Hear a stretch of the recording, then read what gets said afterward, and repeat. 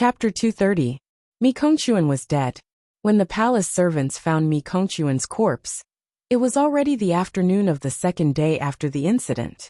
Looking at Mi Kongchuan's mangled corpse, the minister of imperial household Jiang Zhong was enraged and ordered a thorough investigation. This news shook the entire imperial palace. Mi Kongchuan was not an ordinary eunuch. Setting aside his identity as the minister of imperial household, he had an eighth-peak pinnacle cultivation base. His battle with the four noble young masters, and his ability to survive Ling Xiaozui's slash, had already struck fear into the royal family. How could such an expert not die without a trace? It was chilling and everyone felt insecure. Everyone shared the same thought. Be it for public or private reasons, a thorough investigation was carried out. Yun Yang came to the House of Board of Justice's minister, Wu Lai, for the second time. Congratulations, Sir Wu. Yun Yang checked carefully and said, Your son's body can be considered to have recovered completely now. He can enjoy the life of an ordinary person. Wu Lai was overjoyed, thanking him profusely.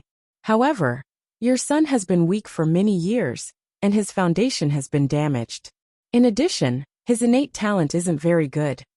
Yun Yang deliberated and said, From now on, he can only further his studies in terms of literary talent and knowledge. He mustn't cultivate mystical qi and increase the damage to his body. Wu Lai was extremely satisfied as he said, I understand. As long as my son can live as long as a normal person, this is already very good. This old man never dreamed that this day would come. How could I dare to have any other extravagant requests? He smiled and said, Besides, the saying goes that the poor study while the rich practice martial arts. To practice martial arts, one not only needs talent, but also a large amount of wealth. As for our family, it's close to being penniless. How can we support the growth of a mystical qi cultivator? My son can live a peaceful life as a scholar with a clear conscience. It's already something that I couldn't even dream of. This old man is already satisfied. Yun Yang said, Sir Wu has a heart of gold, and a heart of gold. I'm sincerely convinced. Wu Lai said gratefully, I should be the one thanking Sir Supreme Wind. Sir Supreme Wind's kindness to the Wu family is immeasurable. This old man really has no way to repay it. At this moment, Wu Lai was truly moved to tears. However, with his personality, he really couldn't bring himself to say something like, If there's anything I can do for you in the future, I'll go through fire and water and die 10,000 times over. Because he would not use his power to make any promises. This was his foundation, his way of doing things, his principles of being a person, not going against his original intentions. Yin Yang chortled and said, Yutong's criminal law is good as long as my lord is well. You're welcome. Wu Lai was so grateful that he was speechless. He could only pull Yin Yang's hand and shake it continuously. However, there is one thing that I need Sir Wu to provide me with some information, Yun Yang said. What is it? Wu Lai said. As long as this Wu can do it, and it doesn't violate the laws of the country, this Wu will definitely not object. Yin Yang replied, How much does Sir Wu know about Xin Yushi? When Wu Lai heard this, he immediately frowned. Xin Yushi was the assistant minister of the Board of Justice, second only to Wu Lai. However, this person had always kept a low profile, almost like a shadow. Although he did his best to do things, he never showed his face. There were very few records about this person. In fact, the Nine Heavens dictum's records about Xin Yushi did not show any abnormalities. If Mi Kongchuan had not pointed it out, it would have been difficult to link this person to the Four Seasons Tower spy. Yun Yang was rather doubtful about this. He could not just kill whoever Mi Kongchuan said was, could he? What if he killed the wrong person? Wu Lai thought about it and said, Xin Yushi, may I ask why Lord Supreme Wind is asking about this person? Is there anything suspicious about this person? Yun Yang said, To be honest with Sir Wu, I suspect that this person is related to the ambush at Tianxian Cliff. Wu Lai looked shaken as he said, So Lord Supreme Wind is suspecting this person as well. Sir, you've really put in a lot of effort. Also, Yin Yang asked in a low voice, What does Sir Wu mean? Wu Lai shook his head bitterly. Xin Yushi is cautious and keeps a low profile. He's never done anything that stands out. No matter what he does, he's never greedy for achievements. Even when he has meritorious deeds, he gives them to others whenever he can. That's why he has a good reputation among his colleagues. Among his colleagues, even when someone used him as a stepping stone to advance, he had no complaints. Sitting in a position and not moving for years, he's still calm and gentle, he's not impatient. Occasionally, he's implicated and demoted, but he's never complained. Instead of saying that this person is a good man without a temper, it's more accurate to say that he's a sage among men. Wu Lai said. However, this old man has always suspected that there's a huge secret hidden within this person. How so? Yin Yang asked. From Wu Lai's description, Yin Yang had vaguely guessed where Wu Lai's suspicions lay, but he needed further evidence. This old man has been in the criminal law field for so many years. I know very well that in this world, as long as one is human, one will make mistakes and have weaknesses. However, this Shen Yusher, Assistant Minister Shen, has performed too perfectly. He doesn't covet an official position, doesn't covet wealth, doesn't covet fame, and doesn't covet working for the people. Wu Lai said. He's like an omnipotent being. He's never willing to achieve results no matter what he does. Even if he does, he'll push it on to others. He doesn't covet promotion or wealth. I've thought that perhaps he's a noble person, who only knows how to benefit the people, and doesn't seek fame or wealth. However, I realize that this isn't the case in certain matters. Sometimes, I think that this person has been an official for so many years. If he doesn't seek fame or wealth, nor does he care for the people, then why does he do it? Wu Lai said. Is there really an official in this world who doesn't have any goals? And an official of the imperial court at that? Yin Yang thought about it and said, Sir, have you investigated this person before? Yes. Wu Lai chuckled bitterly and said, Back when Shen Yusher was my assistant, this old man had always been cautious. How could I not check if there was anything wrong with my assistant? So, I began to investigate. However, after a month and a half of investigation, all the Board of Justice personnel that this old man sent out had died a violent death without exception. It was then that this old man's wife was murdered for no reason at all. Wu Lai's eyes were brimming with rage and indignation. However, Shen Yusher was still my assistant, and was respectful to me. If there was an errand, he would do his best. All the people who died had a reason for their deaths. It could be a coincidence, or they were killed by a strong person, or whatever it was, none of their deaths had anything to do with Sir Shun. However, this old man's investigation confirmed that the only similarity these people had was to investigate Shen Yusher. This old man reported this to the imperial court, and asked the Board of War's Grand Commandant to assist in the investigation. The muscles on Wu Lai's face twitched, his gaze filled with deep hatred as he said, However, this old man's son met with misfortune that very night. There's still no evidence. However, ever since then, he's been under my watch for so many years.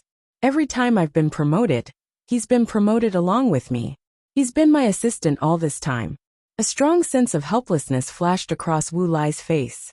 This old man even made a mistake on purpose, and requested to be demoted, wanting to be a local official to get rid of this person. However, he actually became my advisor a few days later. All the procedures were perfectly justifiable, and without any oversight. When this old man couldn't take it anymore, it just so happened that His Majesty the Emperor was in need of manpower, so I returned to work in the Board of Justice. However, he was transferred back after only 3 days, and was still my assistant. His Majesty was so gracious that he promoted me to the Board of Justice's minister. But Shen Yusher also became the Board of Justice's assistant minister. There were no traces of human manipulation in any of these incidents. With this old man's experience, this matter is simply unbelievable. If it wasn't for this old man's personal experience and a third party's account, I wouldn't have believed it. Wu Lai looked conflicted as he said, This old man knows that the person who has always been by my side, reverently and respectfully, is the irreconcilable enemy who has harmed my wife and my son. He's also a lawless murderer who has trampled on the Empire's law and discipline, but I can't do anything about him. I can't avoid him, I can't capture him, I can't investigate him, I can't kill him. I can only watch him hover in front of me day after day. Even if someone wanted to beat him up in a drunken frenzy, they couldn't defeat him. This old man doesn't even have the strength to truss a chicken. Wu Lai sighed deeply. I wonder if Lord Supreme Wind can understand this old man's feeling? Yin Yang could not help rubbing his face with his hands. He was speechless as well. Listening to this, he felt chills running down Wu Lai's spine. This Shen Yusher could be considered a weirdo indeed. Moreover, he could be so vicious. There was really no one else like him. I harmed your wife and your son. Then, I wandered around in front of you every day. I followed you wherever you went. I loved to see you hating me to the bone. But you couldn't do anything to me. Lin Sanjia thought. Yin Yang made up his mind instantly. This Shen Yusher, I must kill him. Perhaps there were people in this world who would lie and kill with a borrowed knife. But this person would never be Wu Lai. Since Wu Lai had said that this person was problematic, then this person must be problematic.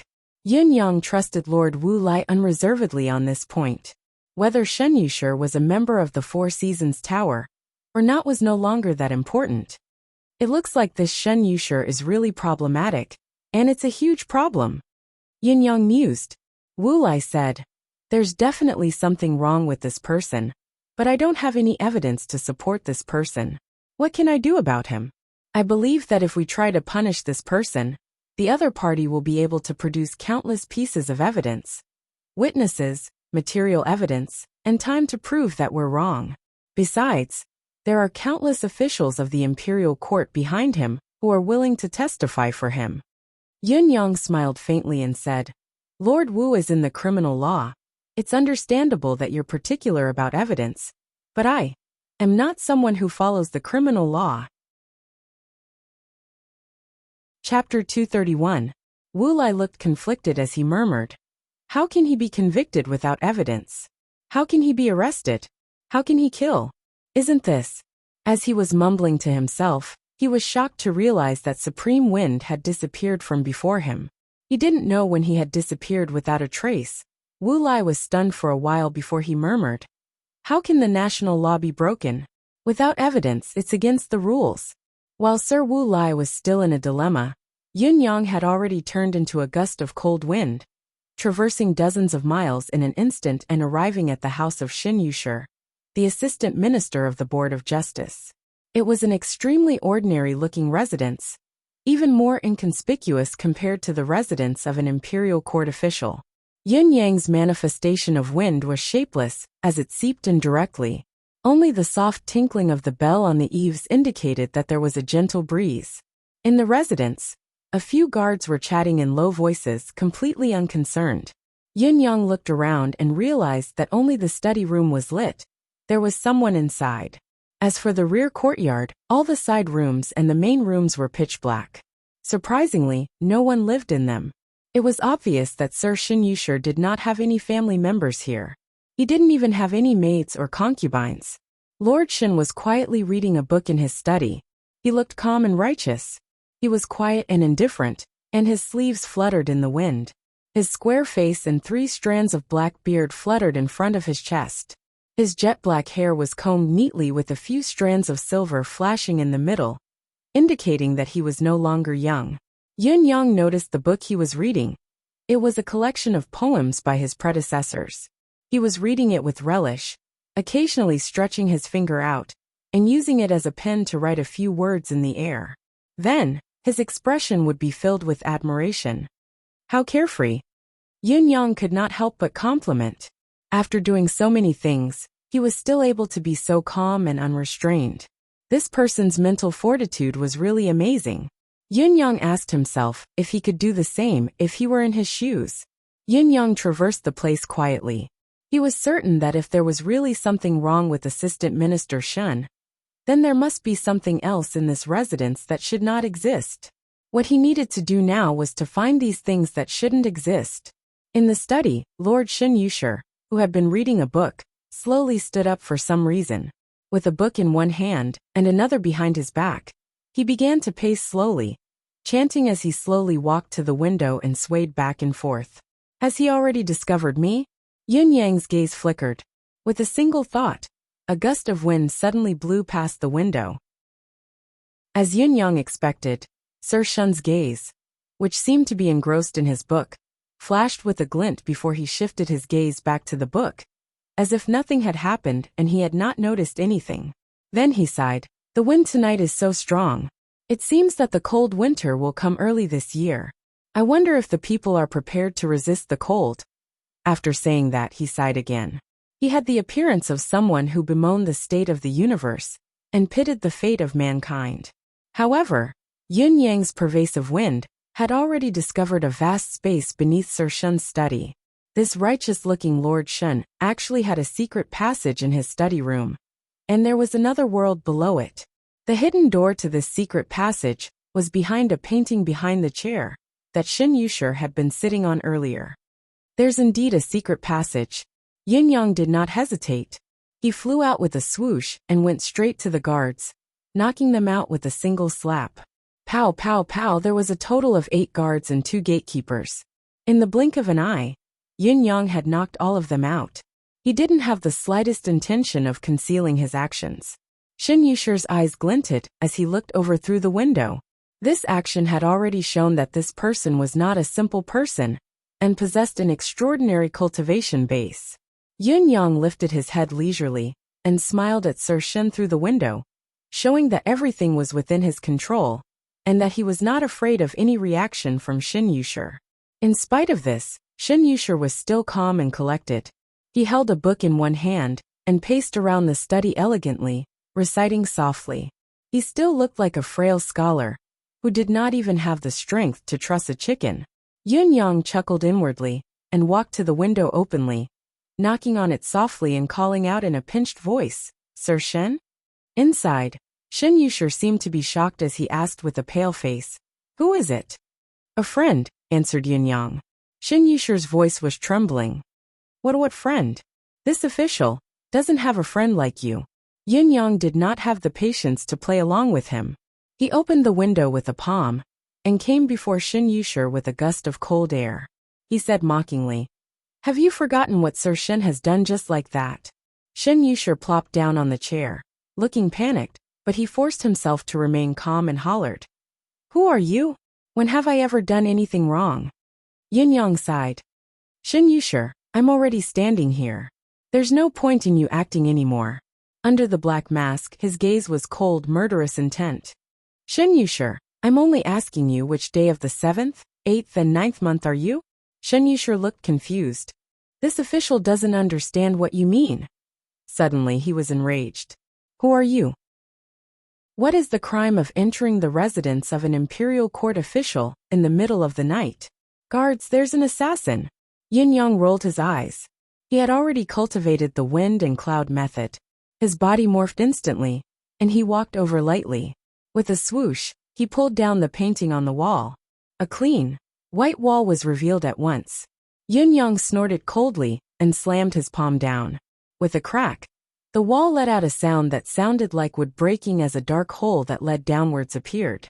At this moment, Yun Yang felt a gust of wind at the back of his head as a sharp, murderous intent flashed past. "Finally, you can't hold it in anymore?" Yun Yang did not turn around, but struck out with his palm. Boom! It moved brazenly. Yun Yang sprinted 3 steps forward, entering the newly revealed secret passage with the help of the momentum. A few words drifted out from the passage. "Shin Yushir, you're not pretending to be a frail scholar anymore?" Before his words echoed in the air, he had already disappeared into the secret passage. "You're courting death." Behind him, Shin Yushir's originally refined and righteous face was now ashen, his murderous intent unparalleled. His eyes were emitting a green glow. Without a second thought, he followed into the secret passage with a swoosh. The moment he entered the passage, Shin Yushir pressed his right hand to the side. Immediately, swoosh swoosh swoosh sounds rang out from below. It was the activation of all the traps in the secret passage from the entrance to the secret chamber. However, the moment Yun Yang landed in the secret tunnel, he turned into a gust of wind and sped into the interior. Swoosh, swoosh, swoosh. He had only traveled 30 feet and had yet to reach the bottom of the secret passage when he realized that countless hidden weapons were shooting at him from all directions. They were so densely packed that there was no gap to speak of. There was also a large amount of poisonous smoke billowing out. There was a variety of colors: red, orange, yellow, green, cyan, blue, and purple. Needles as thin as a cow's hair seemed to cover the entire space. On the other side, a strangely shaped sledgehammer ruthlessly smashed down. The reason why it was called a strangely shaped sledgehammer was because the sledgehammer's structure was almost as thick as the passageway. Even the weakest person would not be able to dodge it. It was a pity that no matter how tight the attack was, it was useless against the wind. Yun Yang's wind manifestation whizzed past, descending 100 feet straight to the lowest corner amidst the attacks of the countless lethal weapons. He did not stop to think, and continued his advance. Behind him, a low growl could be heard. "Thief, stop." Yun Yang was not willing to stop. Instead, he sped up and traversed 170 feet in an instant. Amidst the dense rain of hidden weapons, he made it to the other side amidst the sound of the wind. Yun Yang had already reached another corner. With a press of his hand, a creaking sound could be heard. Suddenly, another secret door slowly opened. Like before, countless hidden weapons shot out from within. There was no way to avoid it. However, Yun Yang's body was illusory. Even when thousands of hidden weapons pierced through him, he remained unharmed. Just as the second secret door opened a slit, a ray of green light had already caught up to Yun Yang from behind. A sword emitted a blinding sword energy in the dark tunnel as it slashed down. However, Yun Yang had already entered the slit in an eerie manner, leaving the sword energy behind him. After moving another 30 feet, Yun Yang felt his vision brighten. In front of him was a secret chamber that was 100 feet in circumference. The walls were embedded with luminous pearls. It was hundreds of feet underground, but it was as bright as day, visible to the naked eye. The secret chamber's furnishings were extremely simple. There was only a table and a chair. Yun Yang curled up and went to the chair in an instant. When Shin Yushir chased after him, he could only see a masked man dressed in black. His eyes filled with mockery as he sat on the chair boldly, his arrogant demeanor obvious. Despite the intense murderous intent in Shin Yushir's eyes, there was also unconcealable shock and fear. He had attacked with all his might, and the countless traps in the secret passage had been activated simultaneously. Why had he not been able to stop the other party, for even a blink of an eye? What level had the other party's cultivation base reached? The hidden weapons and traps that he had set up were so densely packed that even wind and rain could not penetrate them. He could not figure out how a living person like him could slip through the gaps of the hidden weapons and come here unscathed. Chapter 232. Looking at Yun Yang's spotless black robe that did not even have a tiny hole on him, he knew that he had not been hurt by the terrifying number of hidden weapons. He looked at Yun Yang, who was sitting on the chair, and asked word by word, "Who are you?" Yun Yang smiled faintly and said, "I should be the one asking you this. Shin Yushir, who are you?" "Friend." A straightforward person does not resort to insinuations. Shin Yushir stood with his arms behind his back and said faintly, "Since you can find your way here, I believe you have a motive. Since you know this reputed one is from the Four Seasons Tower, then you should know what kind of existence the Four Seasons Tower is." He continued slowly. Even Ling Xiaozue, the unrivaled expert in the world, had to retreat in the end when facing the Four Seasons Tower. You'd better think carefully if you can afford to provoke the Four Seasons Tower. Oh, Yin Yang smiled faintly. "So, you're really from the Four Seasons Tower?" Shin Yushir chuckled coldly. "Do you think it's interesting to collect evidence now?" His expression changed as he said viciously, "Tell me your motive directly. If it's not too much, I can let you go. Take it as making a friend. If friend, just wait for the Four Seasons Tower to hunt you down."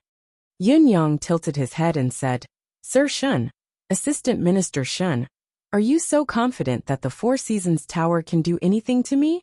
Shin Yushir said faintly, "I've seen your cultivation base. Perhaps I'm not your match.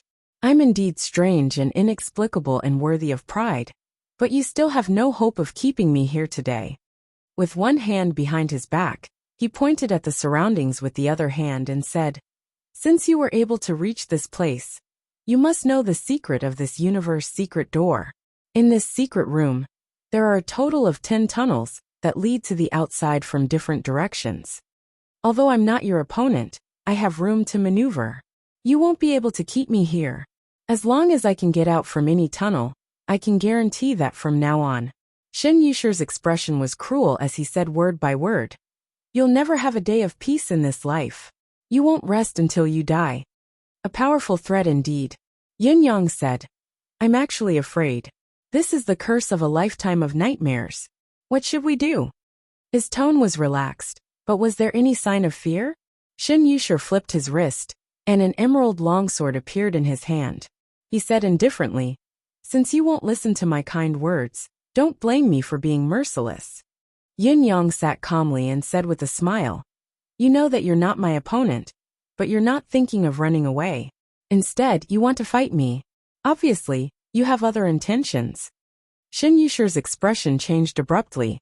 Yin Yang said, then let me guess, what is your motive?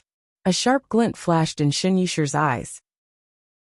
With a sway of his body, his long sword suddenly turned into a bolt of lightning. It was obvious that he did not intend to let Yin Yang continue. Yin Yang executed his destiny steps and walked back and forth in the sword light that was like a dragnet.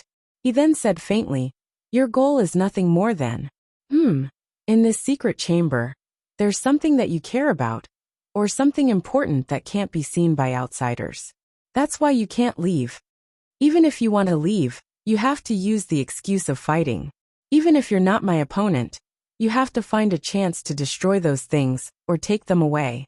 Only then can you leave in peace. Am I right? The more Yin Yang spoke, the uglier Shen Yusher's expression became. The sword light that he emitted grew denser, gradually accumulating to a terrifying level. Let me guess what it is again. Yin Yang's destiny's steps grew faster as he continued to wander in the dense web of swords. However, as the other sword energy grew more urgent, almost joining together, the faint sound of wind and thunder could be heard. With a swoosh, a green light flashed on Yin Yang's body, and a hole was pierced at the bottom of his black robe. A ripple of cultivation method could finally be felt. Shen Yusher was actually shocked before he chuckled coldly and said, I was wondering what kind of exceptional character it was. So it's just a six-peak trash? Do you think you're invincible just by relying on a strange skill? Just now, Shen Yusher had finally forced Yin Yang's true ability, with his 8th peak pinnacle ability, when he attacked with all his might. Shen Yusher, who had confirmed Yin Yang's true ability, was relieved. He no longer thought of retreating. Instead, he was determined to make Yin Yang stay here. His long sword was pulled back in front of his chest, but the emerald glow of the sword grew brighter. It was obvious that it was ready to strike. Shen Yusher looked confident. Child, take off your mask, and tell me where you came from. Otherwise, this reputed one's sword will send you to the underworld.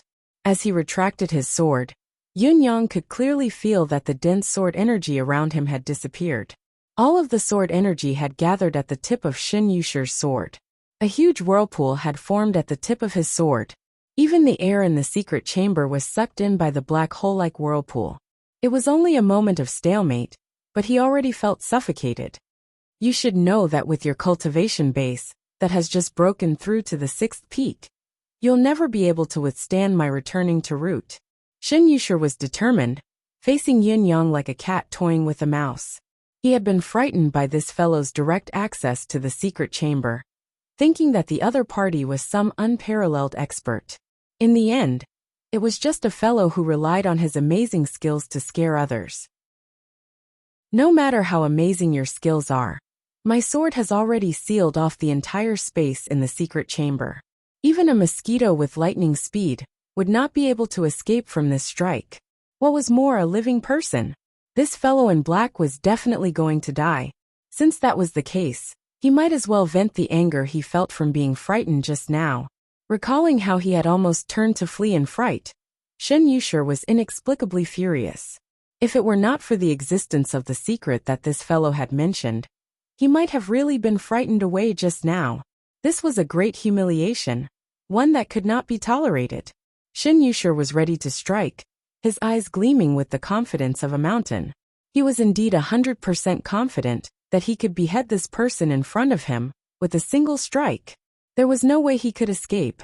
The other party was completely locked on by his aura.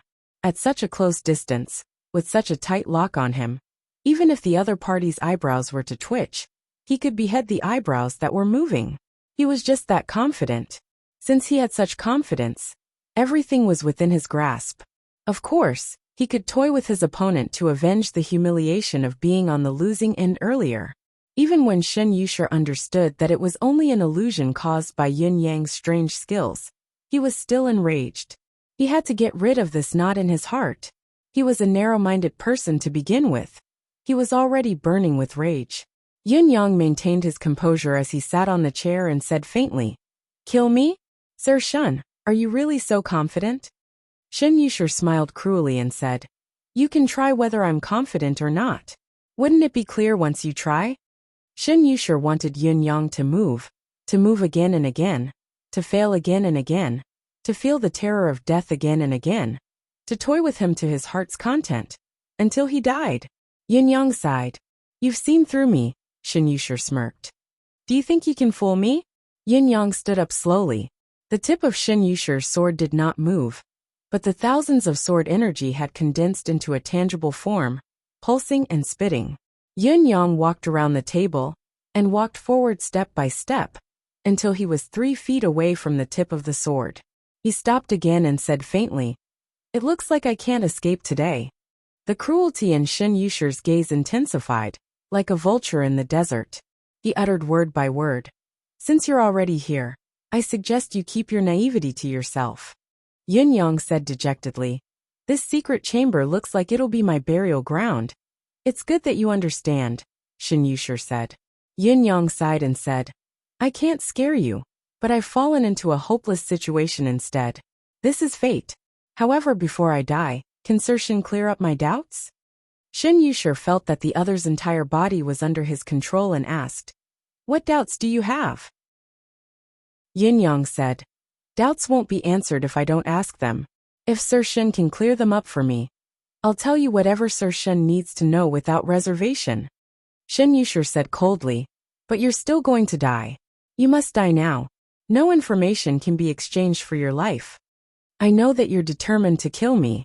Death is death, but it's always good if I can be a ghost with an understanding before I die," Yin Yang said in a straightforward manner.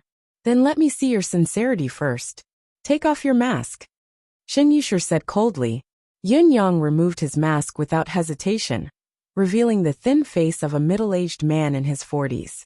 There was no fear on his face. "Actually, I don't have many doubts. The first question is, what happened to Wu Lai's family? Was it your doing?"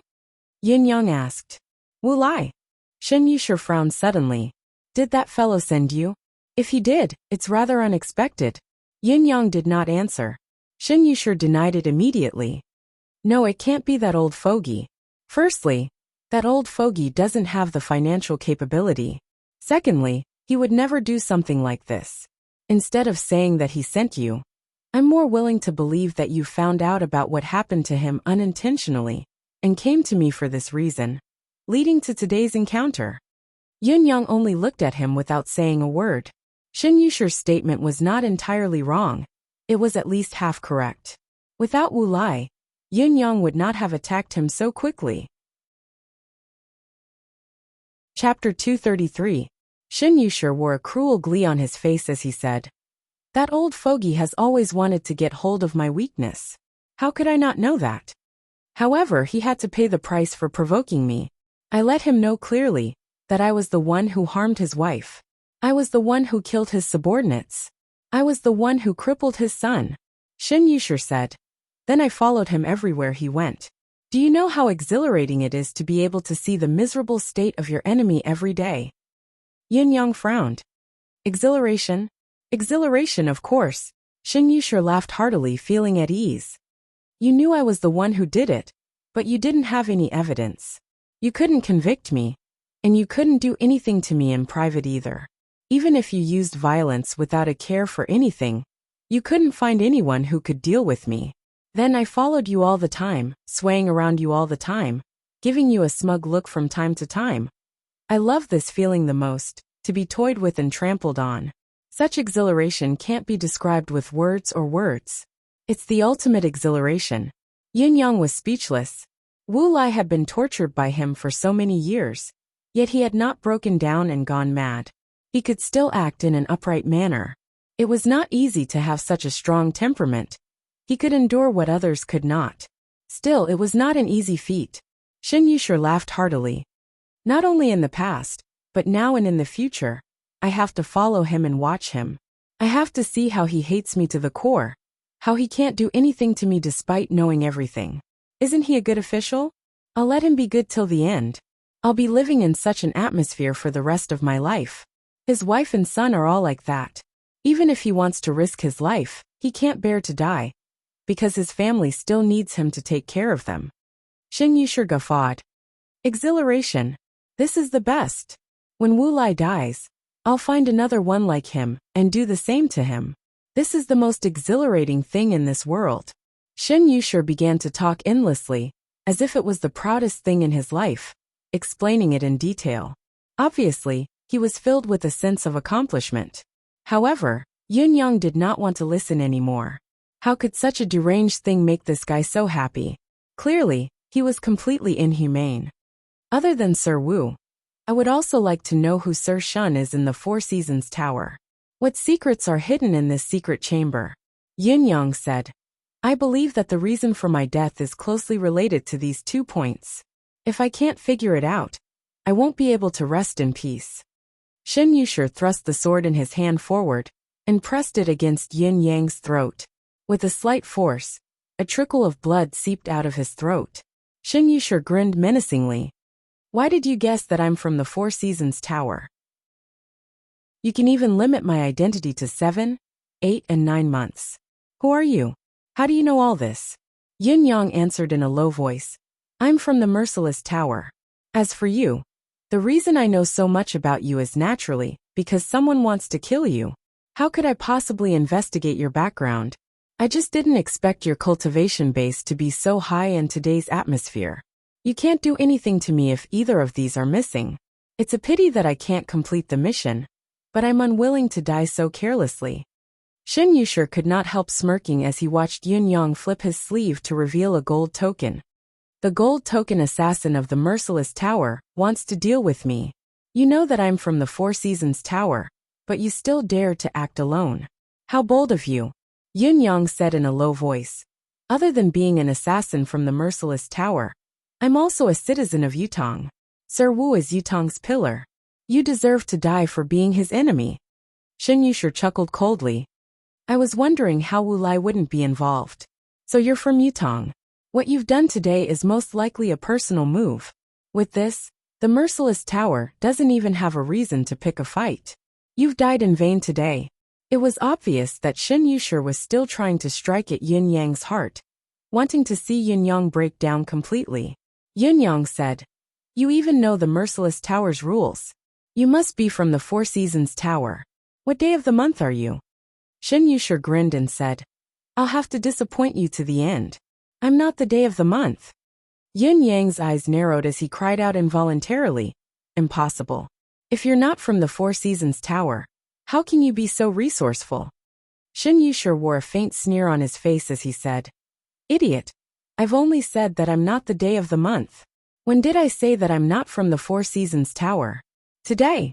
I'll let you die knowing that this old man is the end of the 7th month. Yin Yang nodded. The end of the 7th month? That's the 30th of the 7th month. But why isn't this the day of the month? What's the point of squabbling over words? The mockery on Shen Yushi's face grew thicker as he said, So you don't even know the difference. It looks like you've died a foolish death. There are 2 hall masters in the 7th month, and a vice hall master is the end of the 7th month. There's no specific date. Shen Yushi's expression was eerily cruel. Do you understand now? I see. Yin Yang was enlightened. So there's a hall master and a vice hall master at the entrance of each month. Yin Yang said, The Four Seasons Tower is mysterious indeed. As for the secrets in this secret chamber, Shen Yushi said faintly, It's only some restrictive spells, and the Four Seasons Tower's secret records. I don't think you'll be very interested in these. But I'll still tell you, so that you don't have to be so muddle-headed when you leave. Am I not being very merciful? Of course, there's also a chance to soar into the sky. It's also here. However, you won't be able to see it anymore. Yin-yang nodded. I see. I was wondering why I could no longer conceal my spiritual energy once I entered this place. If not for this. In his heart, however, he was thinking, a chance to soar into the sky. Although it's only a small spiritual absorption formation, it's enough to suppress your strange cultivation method.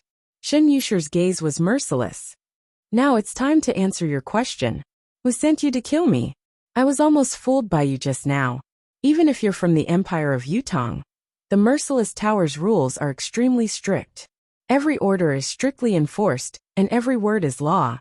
You've come with a plan, and you've even vaguely confirmed your identity as a member of the Four Seasons Tower.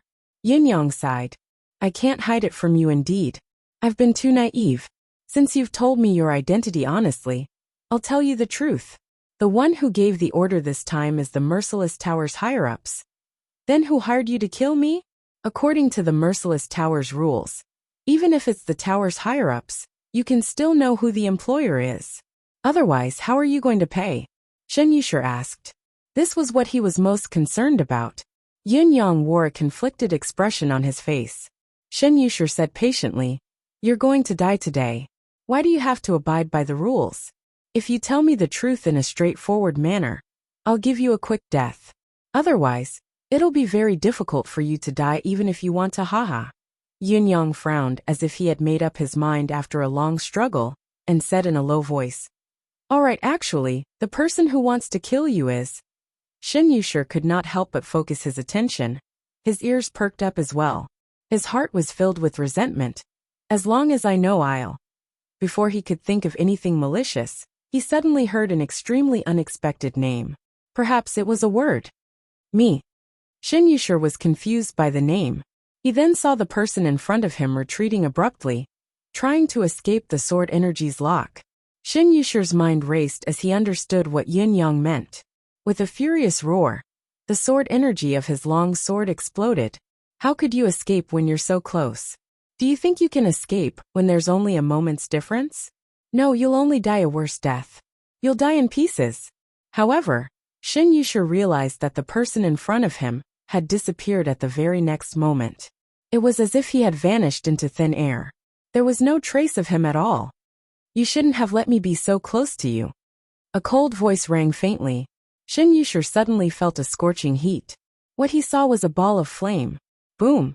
This ball of flame had already completely attached itself to his body, and was currently crackling as it continued to burn. The flames on his body erupted abruptly. Arg! Shen Yusher cried out in agony. He sucked in a deep breath. The air of vitality that was stored deep in his dantian erupted to its limit. He was obviously activating a mystic art, wanting to extinguish the flame with the force of his vitality. However, a wisp of flame entered his mouth as he inhaled. With a soft boom, black smoke began to billow out of his orifices. Arg! Shen Yusher was suffering the internal and external burns of the flame. His gut-wrenching cries rang out incessantly. Helpless, he tossed his long sword to the ground with a clang. His body rolled over a dozen times on the ground in an instant. In reality, Shen Yusher had activated at least 4 to 5 mystic arts in that split second, attempting to dispel the internal and external fires.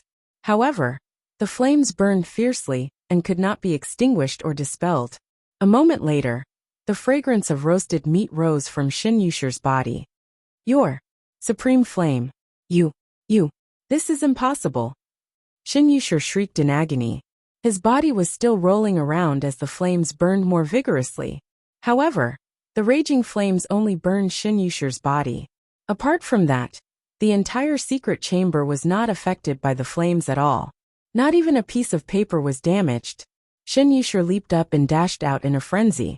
However, the flames wrapped around his body turned into long strips that bound his legs. As they burned, they pulled in the opposite direction. The muscles on his legs were almost instantly charred due to the clash of forces. Shen Yusher fell to the ground and could no longer get up. Unwilling to give up, he propped himself up with his hands and crawled out with all his might. However, as the flames continued to burn, his fingers were scorching white. With a cracking sound, his finger was burnt off. Chapter 234. Shin Yushir cried out, but a gust of flame spewed from his mouth, accompanied by charred powder. Although his mystical skill was strong, how could he withstand the flames burning his internal organs?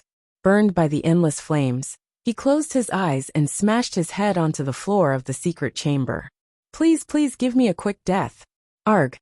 Another gust of flame rose from his body. His body convulsed a few times, moaning sounds coming from his throat. Suddenly, with a swoosh, the flame left his body. There was not even a wisp of smoke left. It circled in the air and turned back into Yun Yang, landing on the ground. However, the moment he landed, Yun Yang could not stand steadily and staggered, his face as pale as a sheet. Obviously, he had turned into his fire form and fought with all his might, successfully defeating his enemy. The price he had paid was not small, but it was fortunate that it was worth it. After all, he had managed to keep his target here. Actually, Yun Yang had never thought that he would lose this battle. Although he knew that his opponent's cultivation base was higher than the 6th peak that he had just broken through to, perhaps by more than a level, he still had absolute confidence that he could defeat his enemy. As Yun Yang's cultivation base improved, the power of his various forms had improved tremendously as well. As long as he played his trump card, he would definitely lose, even if he were to face a 9th peak expert. What truly troubled Yun Yang was the fact that the gap between their actual abilities still existed. Victory was victory, but he could not make his target stay. Just like what Shin Yushir had said, there were plenty of secret passages in this secret chamber that could be used to escape. With his opponent's cultivation base, he only needed a chance to escape. Facing his opponent's cultivation base that was more than a level higher than his, Yun Yang could not stop him at all. Once Shin Yushir escaped, the secret might be leaked.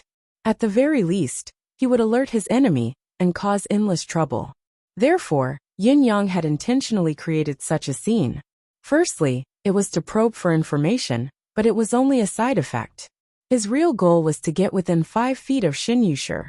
Only in this way could he have absolute confidence and a 100% chance of victory. Indeed, he had succeeded in one go. In spite of it, Yun Yang was exhausted. On the ground, Shin Yushir had been burnt to a crisp.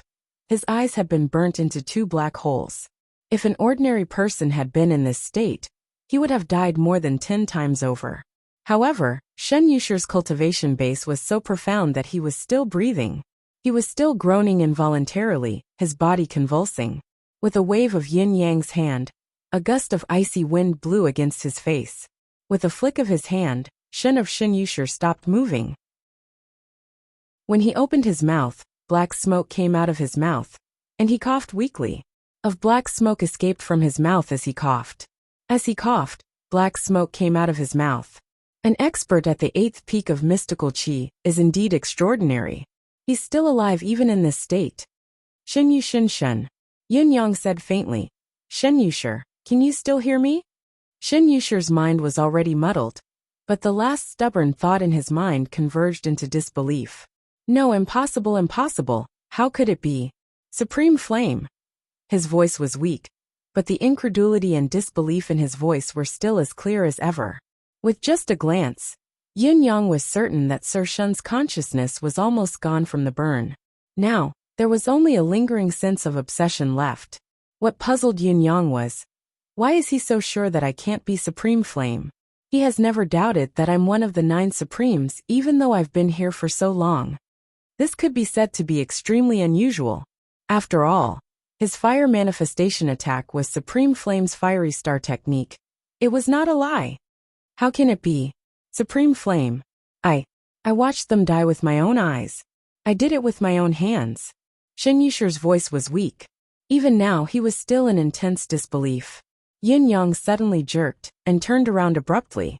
Looking at Shin Yushir's dying body, an unprecedented murderous aura suddenly burst forth. An extremely intense and violent hatred suddenly surged out of him. Watch them die with his own eyes. Personally, Yun Yang raised his saber angrily. If so, Why do you still want an afterlife? The divine edge fell with a swoosh. The moment the saber fell, Emmy's energy was already attached to the divine edge. With a swoosh, Shin Yusher's charred head tumbled to the ground. Just as his soul energy left his body, it was struck by a ball of green light and vanished without a trace. His soul was annihilated. His soul was destroyed. He was beyond redemption. Personally, with my own eyes. Yin-Yang sucked in a deep breath, still feeling his body trembling. The dead man in front of him was the first of the masked men Yin-Yang had found during the battle at Tianxian Cliff. No wonder he had never doubted that Yin-Yang was one of the 9 Supremes. Only those who had watched the 9 Supremes die with their own eyes and killed the 9 Supremes with their own hands could have such thoughts and such confidence. Damn it! Yin-Yang panted, and only managed to calm himself down after a long time. Suddenly he laughed into the sky. Brothers, I found one. I've killed one. His emotions were surging. I only hate the fact that I don't have the ability to capture him alive. If I could, I would definitely know more clues. And I'll work hard to make him live a long life. Yin-Yang gritted his teeth and abruptly kicked Shin Yusher's corpse into smithereens. His bones were crushed into dust. Death was the most important thing. Normally, people would not do something like torturing a corpse. Usually, Yin-Yang would not even bother to do it. However, Yin-Yang hated that he could only kick Shin Yusher once. He wished that he could resurrect Shin Yusher and kill him again and again. He wanted to let him experience the feeling of being crushed into pieces over and over again. Even so, his hatred was not appeased. Who? After a long time, Yin-Yang walked slowly to the table and sat down. There must be something more to this secret chamber. Yin-Yang forced himself to calm down and focus his attention on the table. The surface of the table was made of a flat piece of white jade, suppressing the papers and other items underneath. Yin-Yang passed the piece of white jade to Emmy. Underneath the white jade was a piece of worn-out Xian beast skin. It was unknown what it was made of, but it looked like an incomplete map. As far as the eye could see, it was covered in smoke and fire. It must have been very old, at least quite a few years old. Yin-Yang picked up the piece of leather and tried to tug at it with his hand. But surprisingly, it did not budge. He could not help but feel puzzled and used more strength to tug at it. But it still did not budge. More strength, more strength. Even when Yin-Yang had exerted his 6th peak cultivation base, the strange skin did not budge at all. What skin is this? Yin-Yang was shocked. With Yin-Yang's current physical strength, even the skin of a 9th level mystical beast would not be able to withstand it. The continuous pulling just now would have torn it into countless pieces. However, this piece of skin was not damaged at all. There was not even a trace of it being stretched. Yin-Yang was greatly moved. This piece of skin was already a rare treasure. The content recorded on it must be even more valuable. Upon closer inspection, he realized that this piece of skin was only a corner of the entire map. The edges were very smooth as if it had been cut by a sharp blade. A weapon that can cut such a tough skin must be no ordinary weapon. What would be the content recorded on the skin? A treasure map? A mysterious place? Or perhaps some cave abode? An ancient ruin? Yin-Yang's imagination ran wild as his imagination ran wild. Could this be what Shin Yusher called a chance to ascend to heaven in a single bound? However, it was still possible for him to find the place marked on the map with only a small portion of the map. Since it could not be turned into a useful resource immediately, he would put it aside for now. Yin-Yang tucked the piece of skin into his robe. After all, there were still many follow-up steps to follow up on. There would be plenty of time to study this strange piece of skin in the future. What came next were some handwritten notes from Shin Yushan. He was very cautious in his actions, actually using code names to write everything. The information made Yin-Yang's stomach churn. A certain day of a certain month, 9th day of the new year, accepted a job from the east, received 700,000 silver taels, codenamed 7,938 mission completed, reported in autumn. A certain day of a certain month. Similar information was written all over the page. Yin-Yang's eyes were filled with circles as he read. There was only a stack of paper on the last page. The top of it read, 16 sides prepared, 10 sides ambushed, 9 sides attacked. Driven into Tianxian Cliff. 4 sides attacked, heaven and earth reversed, heaven and earth reversed.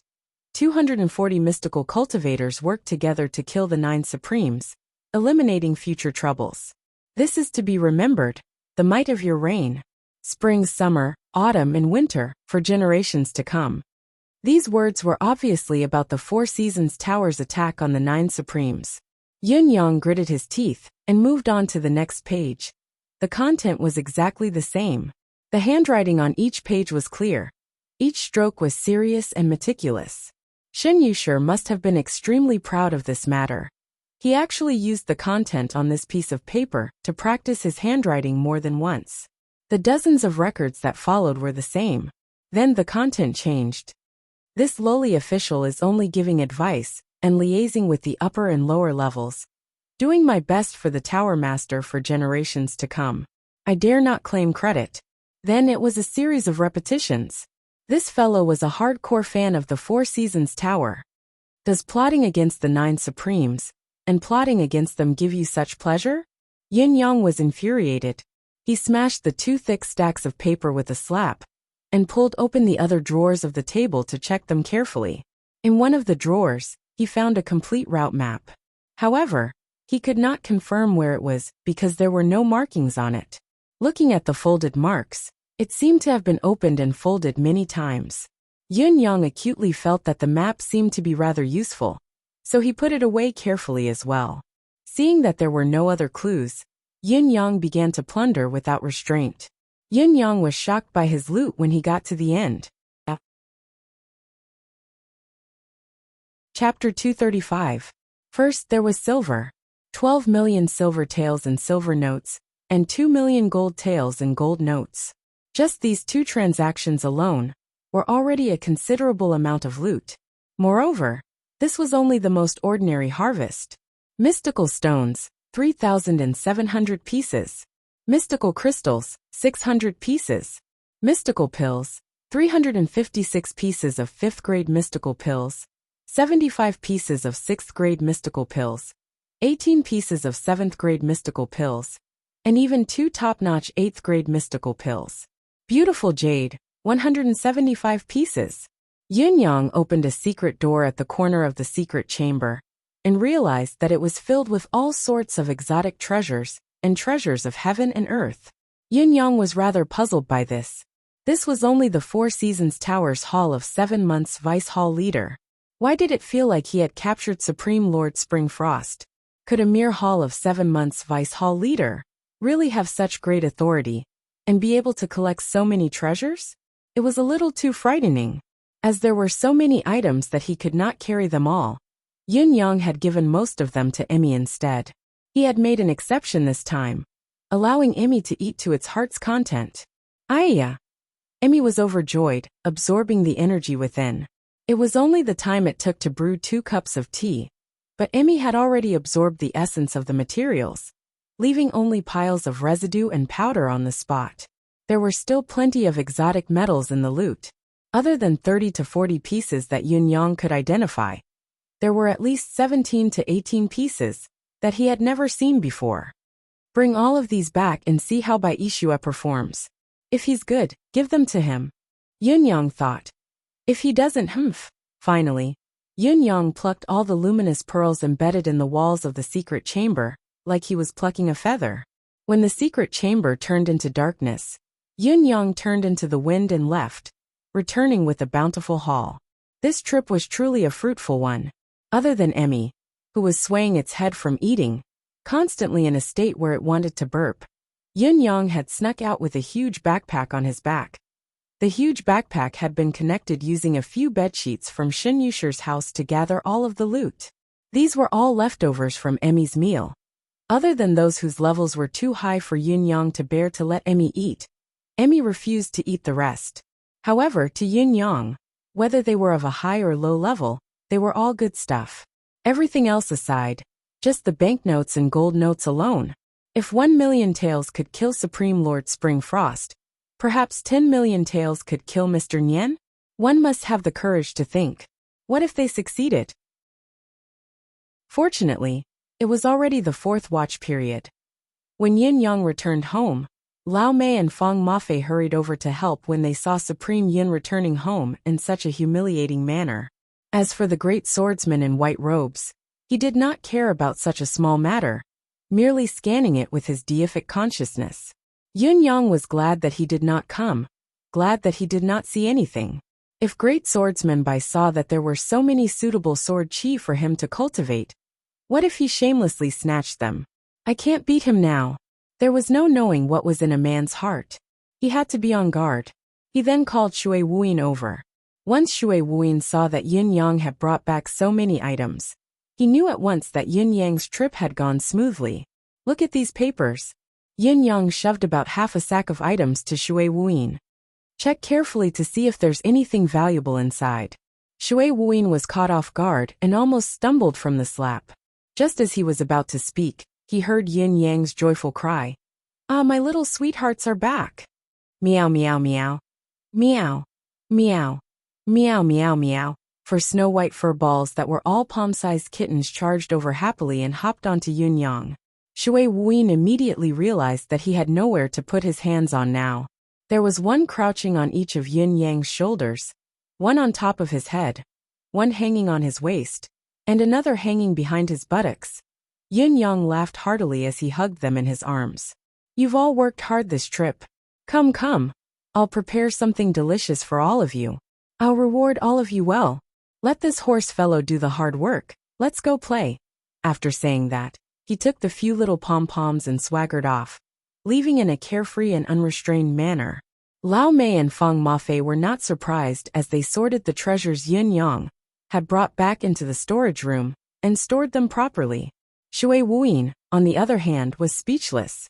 You're ordering me around like a worker. You're really impolite. After a sigh, Shui Wuyin returned to his room with the pile of papers that he did not know what had been written on them, studying them one by one. This was a meticulous task. Shui Wuyin felt that there was probably no one more suitable than him in this world. However, the 9 heavens dictum still needed to be dispatched. Right now Yin Yang was cultivating. The cultivation this time was very different from the past. Emmy had eaten its fill during the incident earlier, and was in an unprecedentedly joyous mood. The spiritual chi it exuded was unprecedentedly abundant as well, so much so that it was unstoppable. 4 eclipse panthers and a lightning cat snuggled into Yin Yang's embrace. All 5 critters were safe and sound. Yin Yang could clearly feel the 5 little fellows' bellies against his skin, rising and falling with their breaths. It was probably a warm and comfortable atmosphere. Yin Yang had also entered a deep recuperation state. The 2nd, 3rd, and 4th whiteys had suffered internal injuries of varying degrees during the ambush. If they had relied on the self-recovery of high-level mystical beasts, they would have to recuperate for at least a few months. They were still young beasts after all, so their self-recovery mechanisms were slightly different. However, with Emmy's relentless outpouring of chi of vitality, they had all recovered within an hour. Then, the 5 whiteys shed their fur at the same time. Yin Yang sat cross-legged as he cultivated.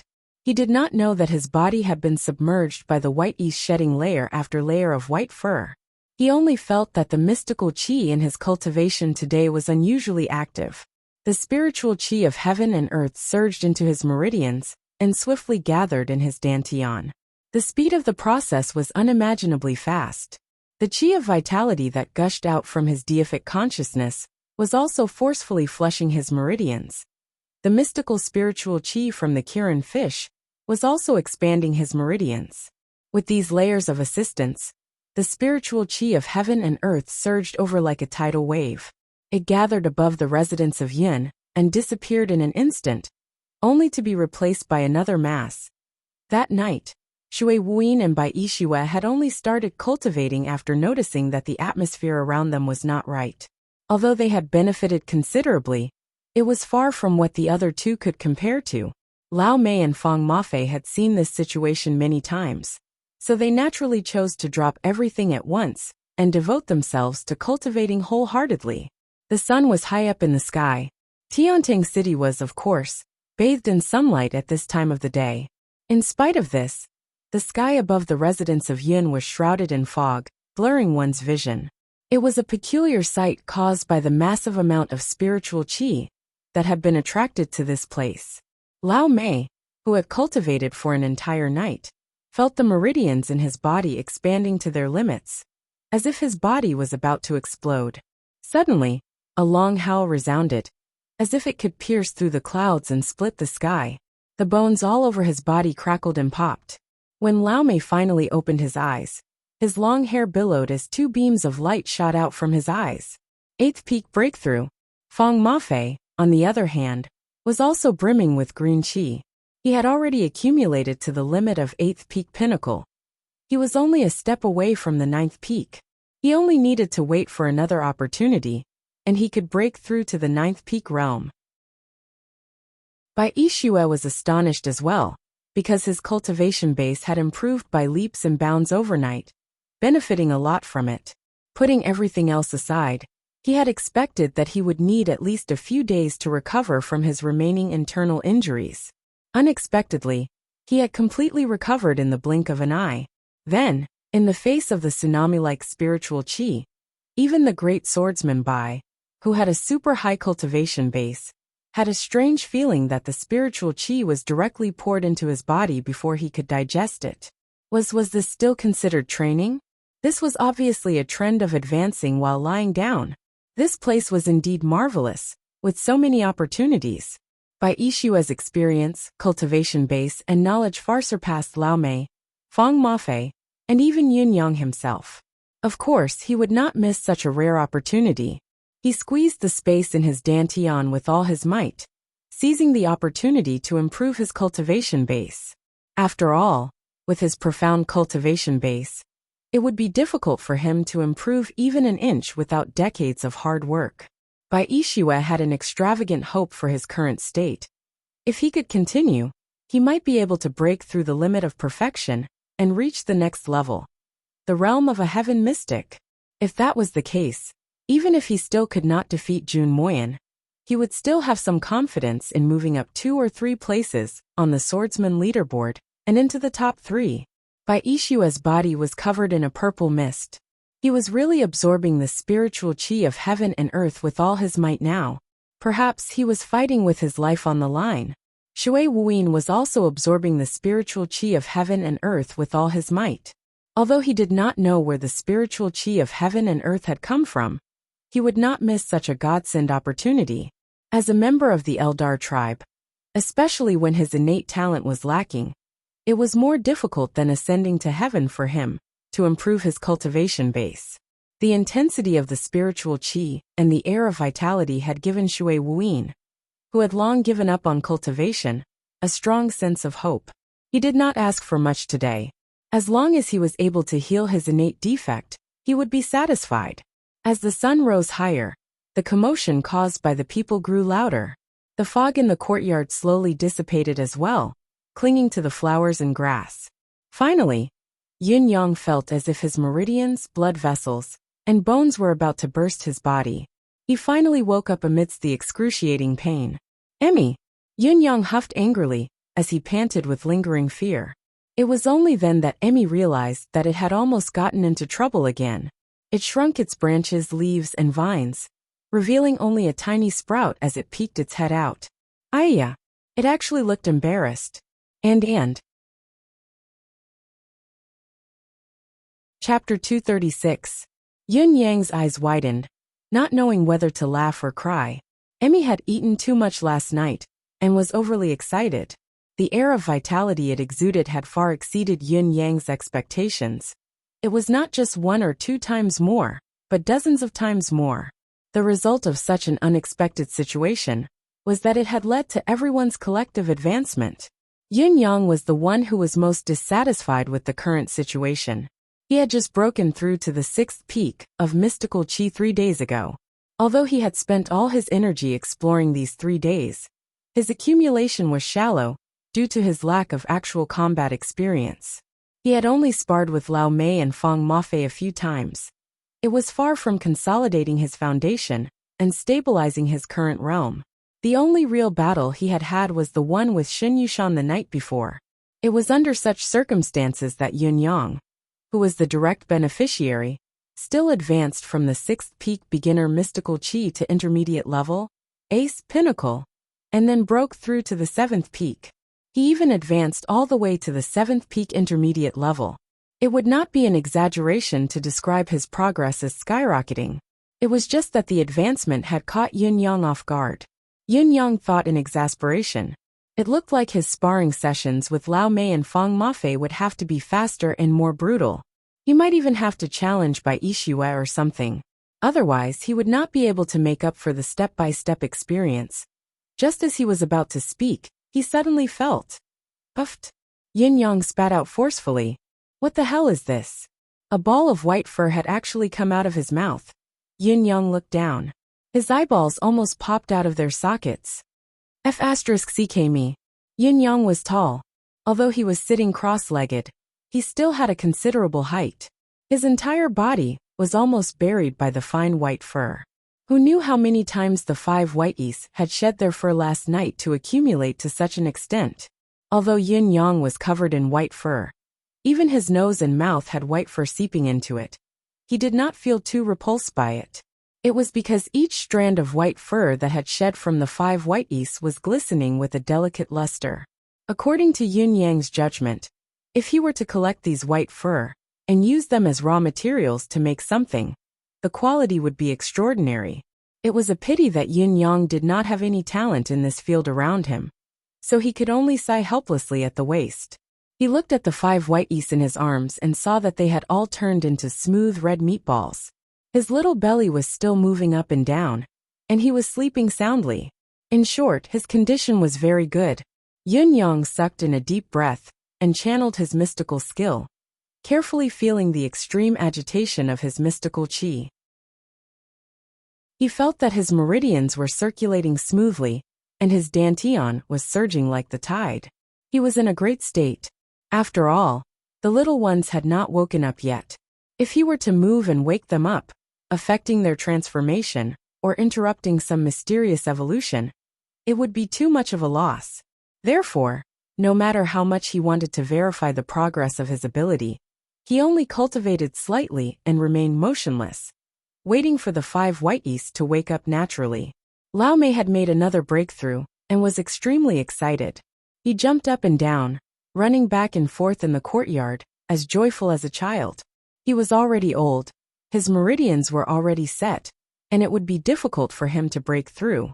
Now, however, it was as if he had been reborn and had the capital to move towards a higher goal. How could he not be excited? Shui Wuyin, by Ishihua, and Fang Mafei stood quietly under the flowering trees in the courtyard, studying the yard that was almost foreign to them. The courtyard was still the same as before, but the scenery inside the courtyard, how could it change so much in one night? The flowers and trees that were planted in the courtyard were originally very ordinary, but now they were no less than 2 feet tall, and the crown of the trees was more than twice as large. Initially, it had only covered half of the pavilion, but now, the canopy hung down like a dome, covering the entire pavilion beneath it. The 4 sides were even more than that. Other than the flowering trees in the yard, the weeds on the ground had changed even more, all of them growing taller than a person. The path that had been trampled on was now covered in a new shade of green. To be more specific, the small drill ground where everyone had been sparring yesterday had now turned into a grassland. The grass was ankle-deep. Moreover, the feeling of stepping on them was tender and soft, and he almost couldn't bear to trample on these budding lives. In just one night, the entire yard seemed to have undergone a drastic change. Yun Yang's small yard had only been planted with a few green vines at the base of the wall. They had only covered half of the wall. Looking at it now, the entire yard, from the 4 walls to the roof, was now covered with green vines. It was a sea of lush green vitality. Dewdrops were rolling on the grass, leaves, and petals.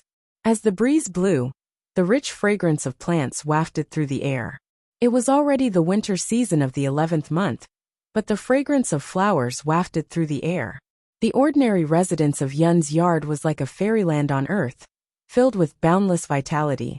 As the 3 of them looked on, their eyes were filled with fascination. Such a vibrant and beautiful scene was rare in November. Even if it was a warm winter this year, and the strong cold weather had yet to arrive, the surroundings were already bleak. How could there be such a scene? However, surprises came one after another.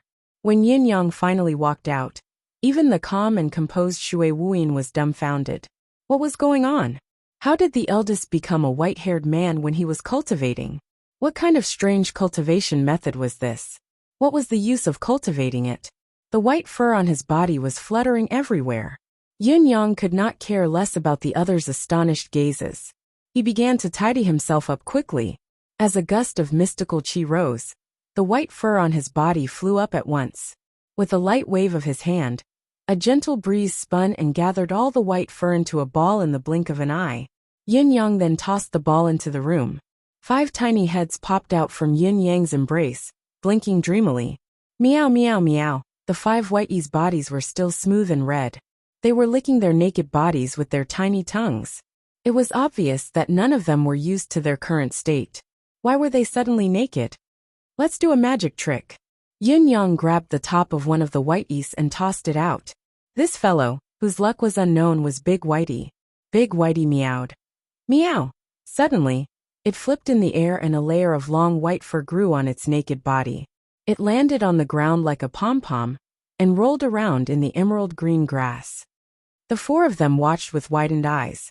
Just by tossing it away, all its fur had grown back. Was this really a magic trick? Swoosh!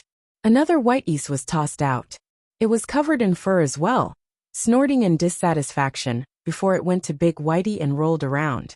The other 3 whiteys did the same, returning to their original forms. The 5 bundles of fur balls rolled around on the ground, looking extremely adorable. The scene was truly adorable. In spite of this, Yin Yang noticed that the intelligence in the 5 fellows' eyes had increased. Their gazes were filled with intimacy and adoration. Yin Yang felt a sense of accomplishment.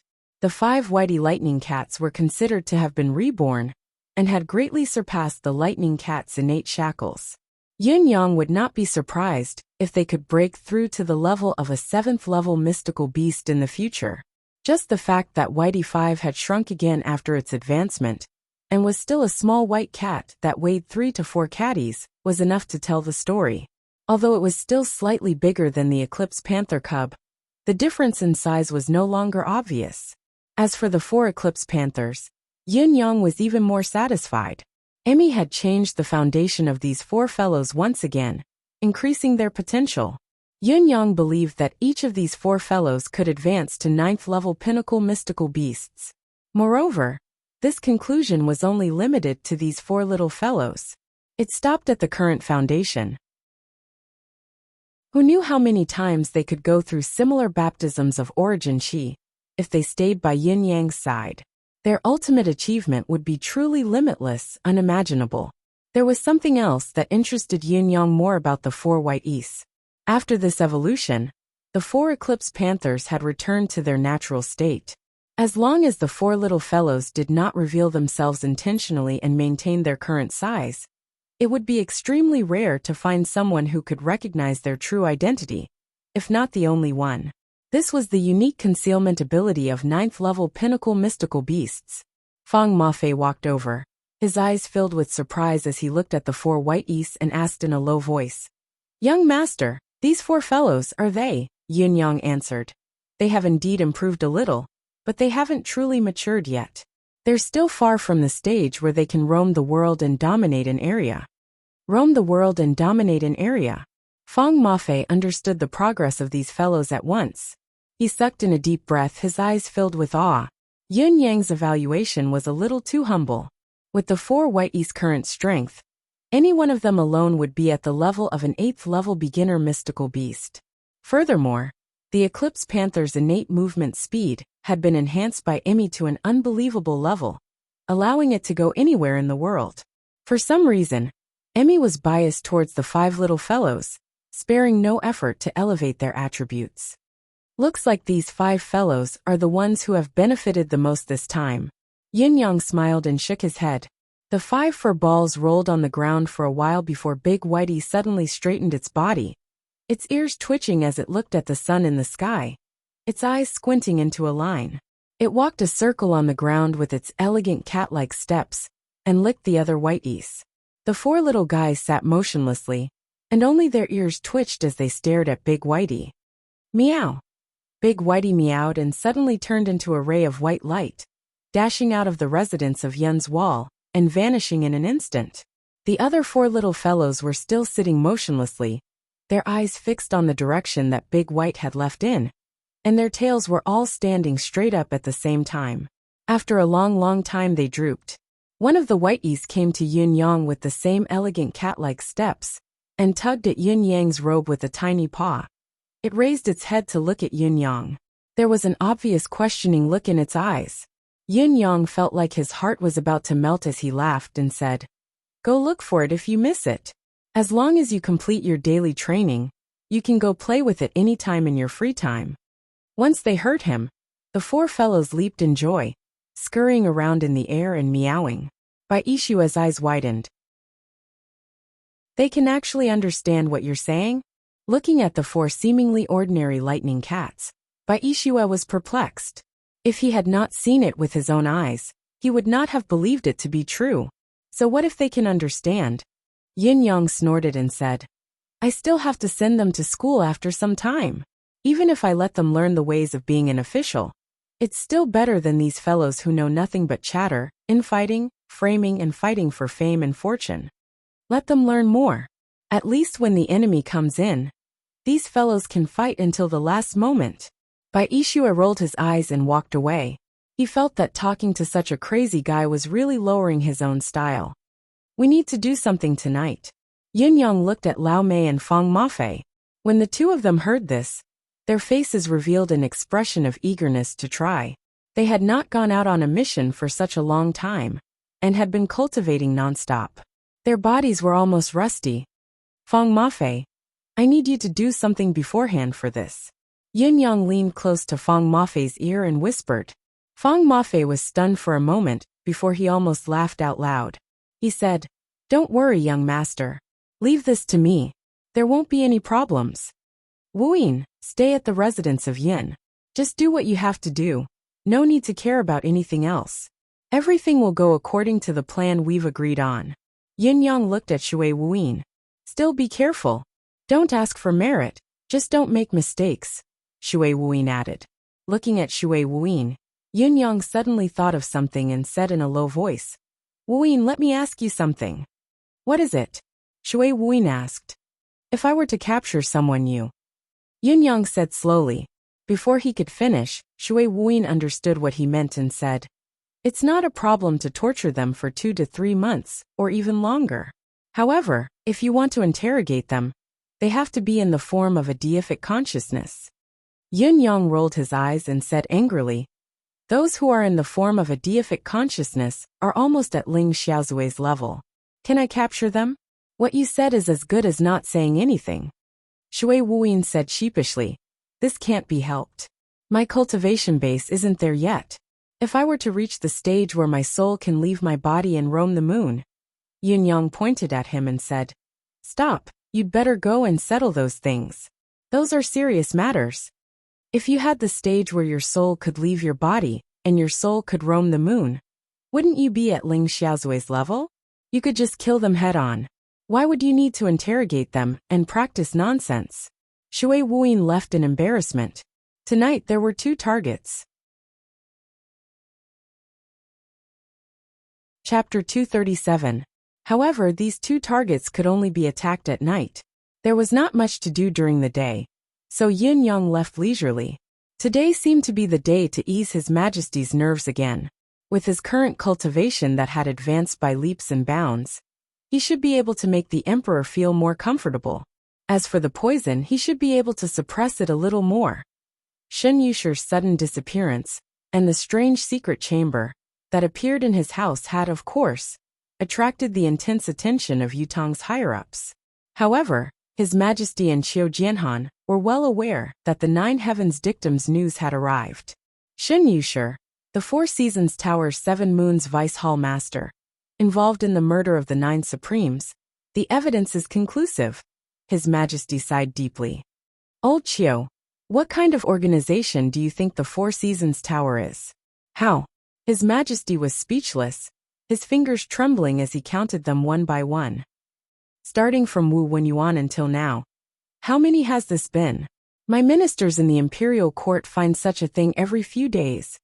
And then another one every few days. Is this still my empire of Yutong? It has become the Four Seasons Tower's word now. His Majesty was unprecedentedly frustrated, about to go mad. It would have been fine if I had found out about this myself. I would have beheaded these bastards in public and exterminated their families. But I didn't. If it wasn't for the Nine Heavens dictum's help, who knows how long these people could have stayed hidden? Qiu Jianhan chuckled humorlessly and said, Your Majesty, if we had found out about this, perhaps the trouble would have been even greater. The wrinkles on his face deepened. The martial world's affairs, the martial world's. His Majesty scoffed and said, What martial world's affairs? Their murder of the Nine Supremes is equivalent to severing the empire of Yutong's national destiny. How can this still be considered a martial world affair?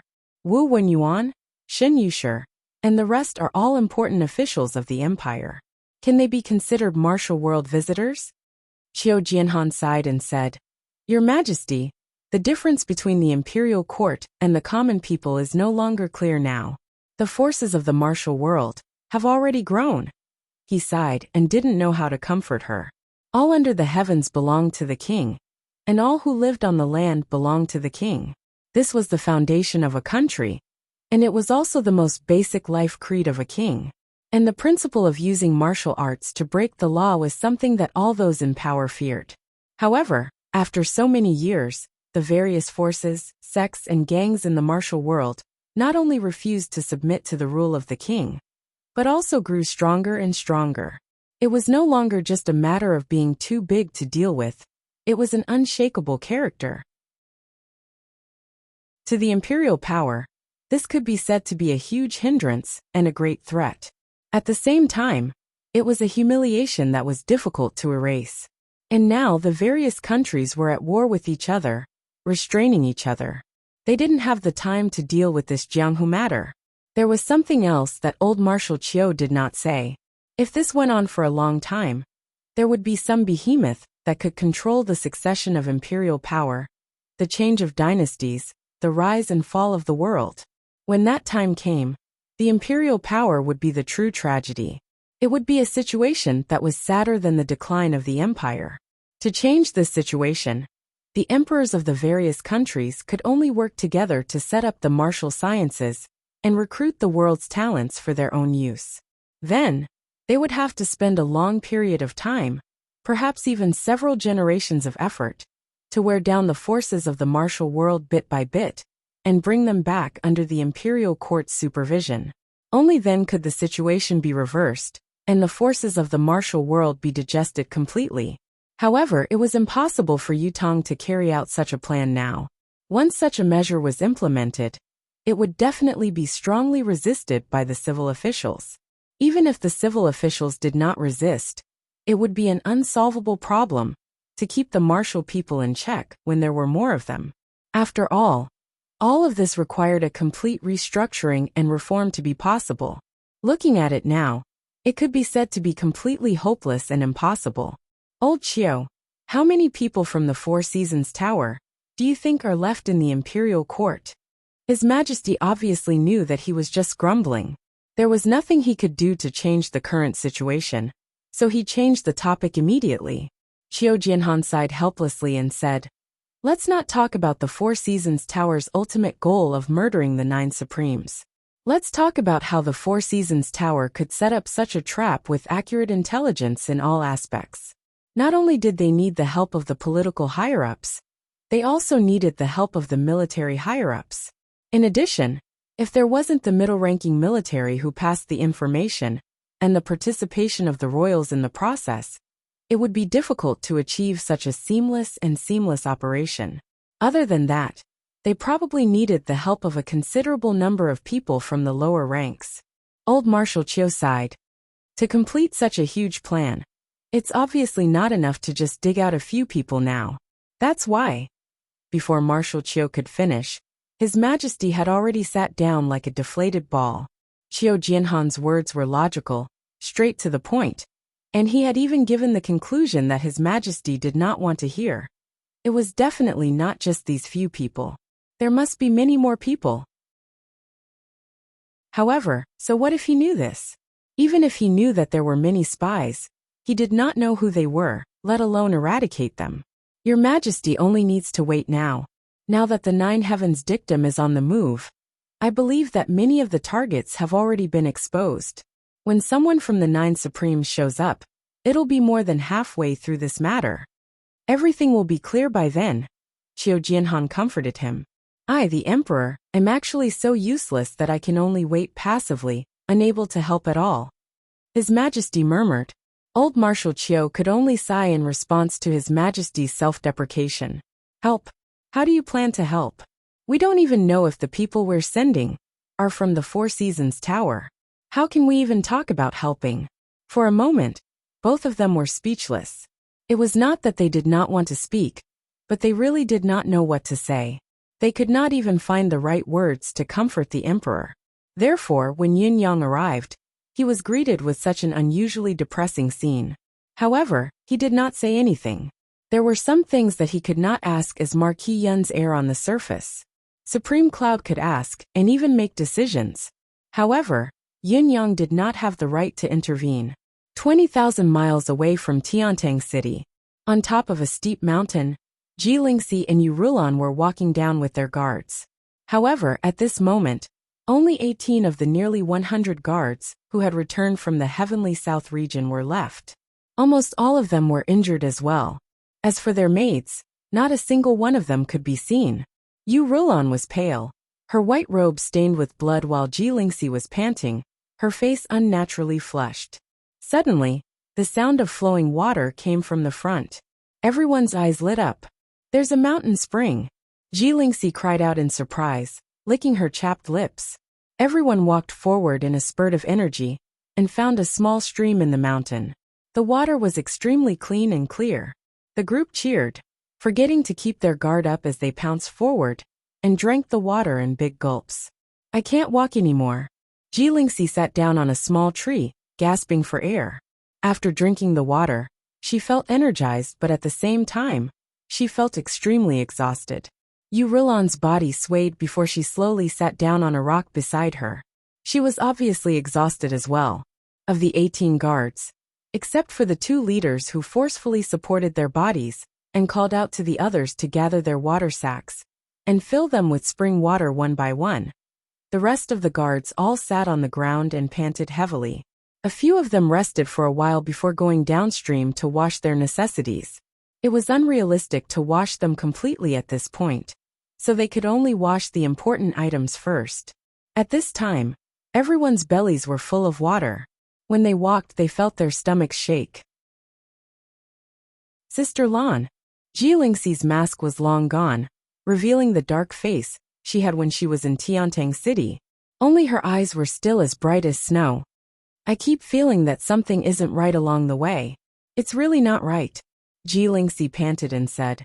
Ever since we set off to search for my brother, we've traveled almost half of the continent in these few years, but we've never encountered such a situation. Such a relentless pursuit. It's not normal. Yu Rulan pondered for a moment.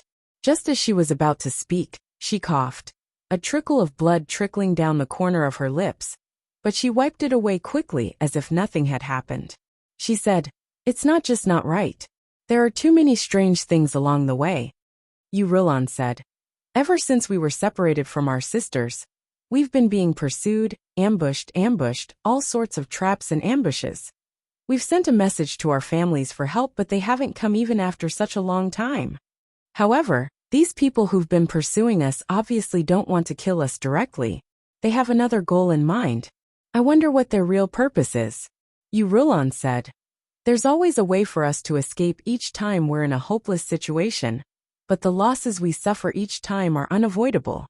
Every time we're lucky enough to escape, we'll suddenly realize that the direction we've been heading in isn't right. As long as we head towards Tiantang City, or even its surroundings, we'll be pursued immediately. It's not a coincidence that the cycle repeats itself. Yu Rulon said. There's obviously someone manipulating us from behind the scenes. If there's no other purpose, then they're toying and torturing us on purpose. A cold glint flashed in Yu Rulon's eyes. This is very strange, Jilingxi said.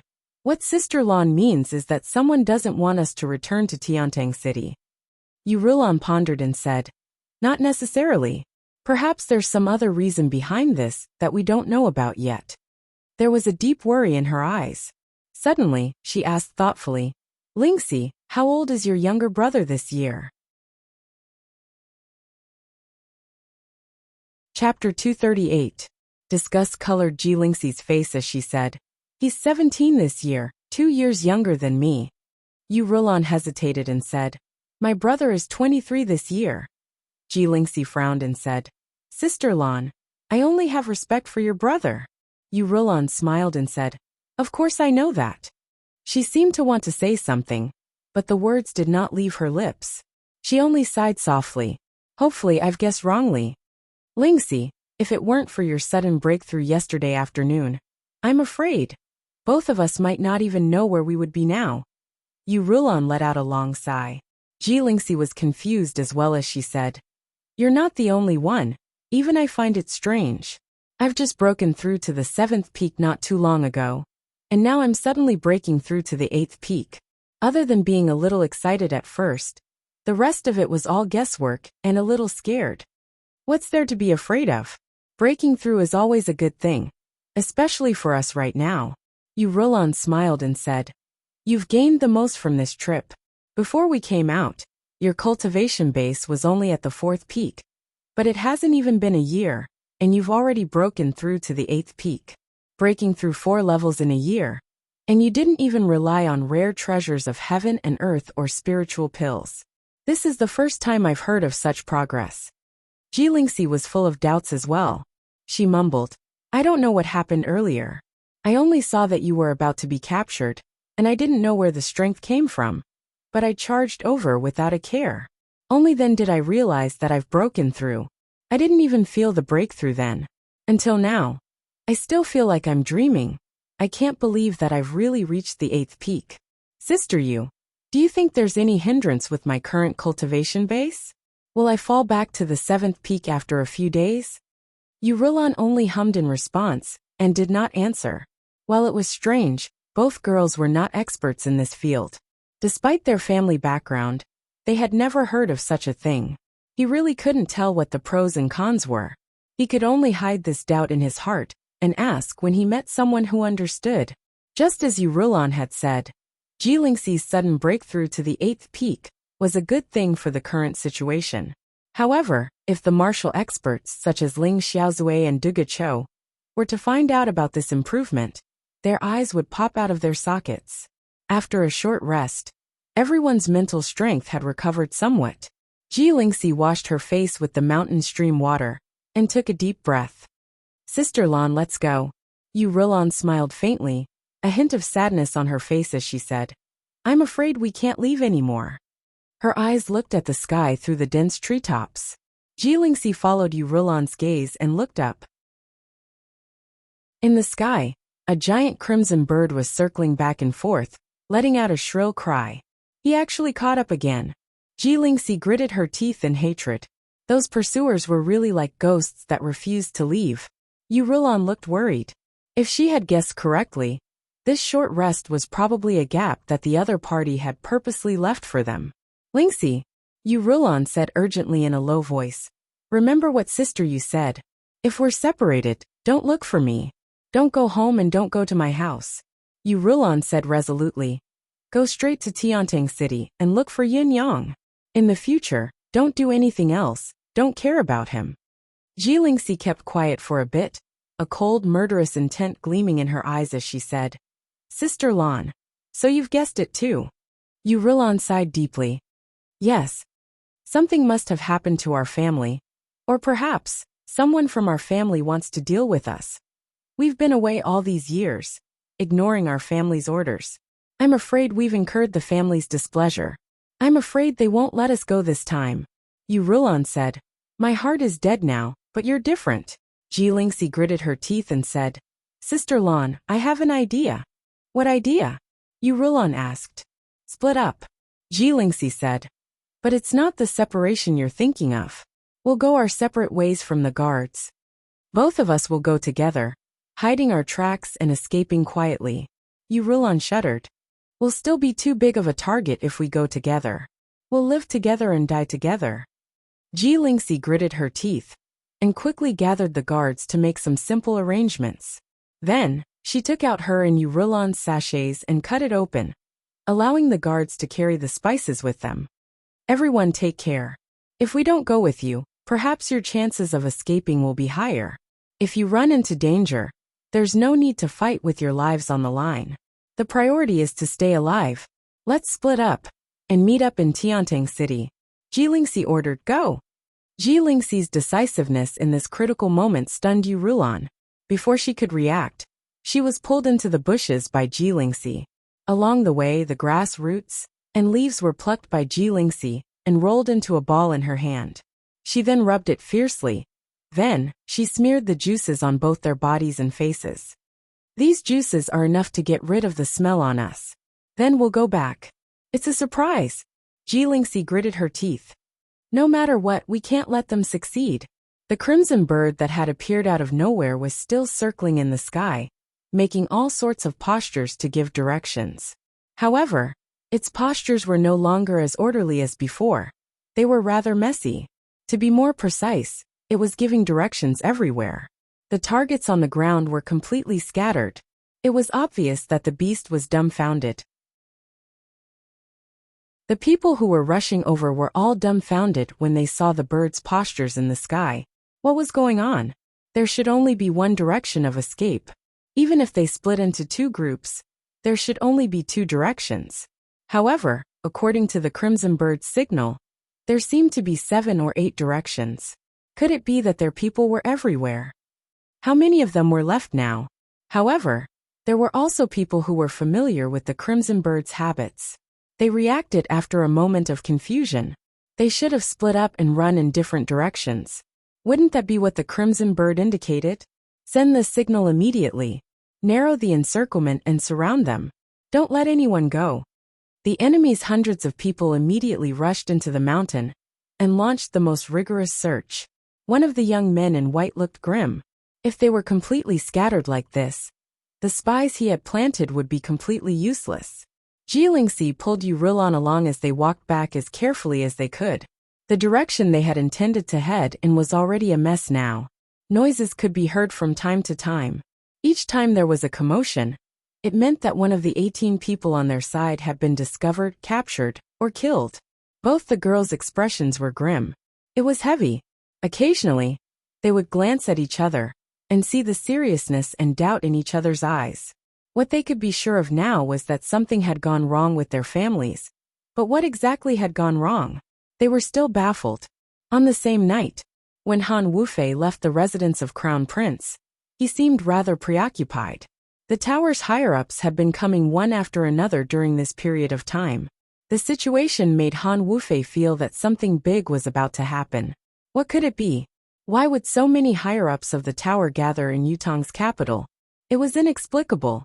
Other than the Four Seasons Tower's matters, there was also the matter of the residence of Crown Prince that he was responsible for. The Crown Prince had used a very far-fetched reason to forcefully take it away from him and hand it over to someone else. Although Han Wufei was still the Crown Prince's advisor in name, he was actually idle and had become an advisor in name only. Sitting in his own house with nothing to do, Han Wufei could not help feeling like he might as well go home. His wife and children were all in his secluded villa. It had been a long time since he had seen them. Should he make use of this time to go back? Han Wufei asked the kitchen to prepare a few dishes and drank by himself. He did not know why, but his desire to go home was growing stronger. After a few glasses of wine, the feeling was like a wildfire that could not be controlled. I'll bid farewell to His Highness tomorrow morning and go back for a short stay.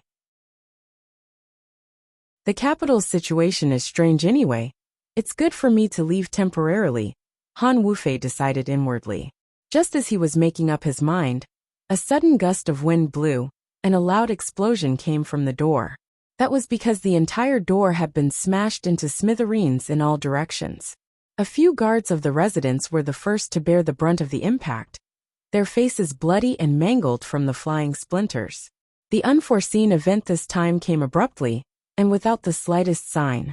A black silhouette charged in from the door like a phantom, carrying a boundless murderous aura. All the lanterns along the way were extinguished, bringing endless darkness to the residence of Han. The uninjured guards of the residence of Han went forward together, intending to stop the intruder, but the intruder charged at them like a whirlwind, like a dragon that was overturning the seas and rivers.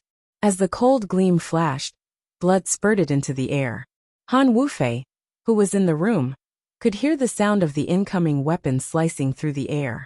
He knew that the newcomer was not friendly, so he dashed out of the room with a whoosh.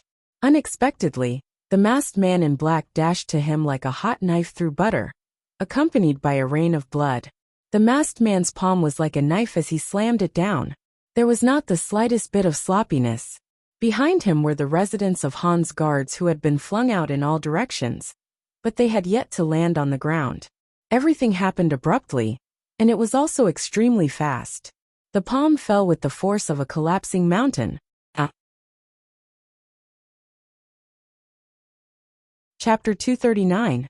Everything happened abruptly, and it was also extremely fast. Han Wufei watched as the killing blow approached, but he remained calm in the face of danger. His left hand parried swiftly while his right hand pulled out the sword. Just as he was about to counterattack, he felt a tremendous force surging towards him from where his left palm was parrying. His entire body stepped back involuntarily, feeling as if a mountain was pressing down on his chest, suffocating him for a moment. He took 7 steps back, only to realize that the sword in his hand had not even been thrust forward. An 8th peak expert. Shocked Han Wufei hollered, "Who are you?" As the saying went, a small clue would reveal the general trend. An expert would know the presence or absence of a hand. It had only been one move, but Han Wufei had already determined that the other party was an 8th peak cultivator who was stronger than him. In spite of this, Han Wufei was still composed. As he retreated, his left hand shook, and a fire arrow shot into the sky, exploding hundreds of feet in the air. He had sent out a distress signal at once. As long as he could buy himself some time, he would be able to get help. When the black silhouette saw Han Wufei, a strange glint flashed across his eyes, but his attacks became even more ferocious, completely disregarding his own safety. His first move was successful, but he did not slow down at all. As if he had turned into a whirlwind, he pounced on Han Wufei again with renewed vigor. Palm after palm, each strike was like a giant axe splitting a mountain. He did not speak a word throughout the entire process, only focusing on his attacks. Han Wufei only managed to take 2 more blows before he was completely at a disadvantage. Thoughts flashed through his mind as he hollered, "Who are you? Who are you? You should at least tell me your name if you're here." The black-clothed man still didn't say a word. He made a circle with his right hand, and there was actually a flash of lightning. Then he smashed his fist down again. Han Wufei dodged swiftly, but the cold gleam in the other party's hand caught him off guard. Han Wufei could no longer avoid the attack. With a cry, a long wound appeared on his abdomen. Blood splattered, and the wound was so deep that bone could be seen. A cold gleam flew out. It was the sword in Han Wufei's hand that had been sent flying by the other party. Han Wufei was a resilient man. He did not panic even in the face of danger, retreating continuously and dodging swiftly. Even when he was calm, it was clear that he no longer had the will to continue fighting. His fighting spirit and confidence had been completely obliterated by the other party's tyrannical attack. However, the black shadow chased after him like a shadow and continued to punch and kick him. The cold light was like a sword that appeared and disappeared unpredictably. Swoosh, swoosh, swoosh. It was like lightning flashing in the night sky, adding more wounds to Han Wufei's body. Blood dripped from Han Wufei's body. Although he tried his best to dodge, the wounds on his body had greatly depleted his stamina. With another loud cry, Han Wufei, who was forced into a corner, had nowhere to run. He chose to meet the man in black's palm with all his might. Han Wufei sucked in a deep breath and retracted his palms with all his might. A suction force suddenly appeared. In spite of it, Han Wufei was ruthless enough. Not only did he fight the stronger one with a weaker cultivation base, and was injured, but he had also absorbed all of the force from both of them. He then forcefully converted the two forces into a retreating force. However, his meridians and internal organs were all heavily injured at this moment. As he spat out a mouthful of blood, his body flew up into the sky unsteadily. Han Wufei had calculated everything and paid the price of severe internal injuries to find this chance to escape by injuring himself first. How could he miss it? He stomped hard on a big tree and was about to shoot out like a bolt of lightning. As long as he could fly out, he would be out of danger. At the very least, he would have a chance to catch his breath. The person below him would have to disperse the residual force from the clash of forces as well, so he would not be able to catch up in time. However, just as he leaped into the air, a white silhouette flashed and appeared in front of Han Wufei's flying form. Han Wufei shrieked, terrified beyond measure.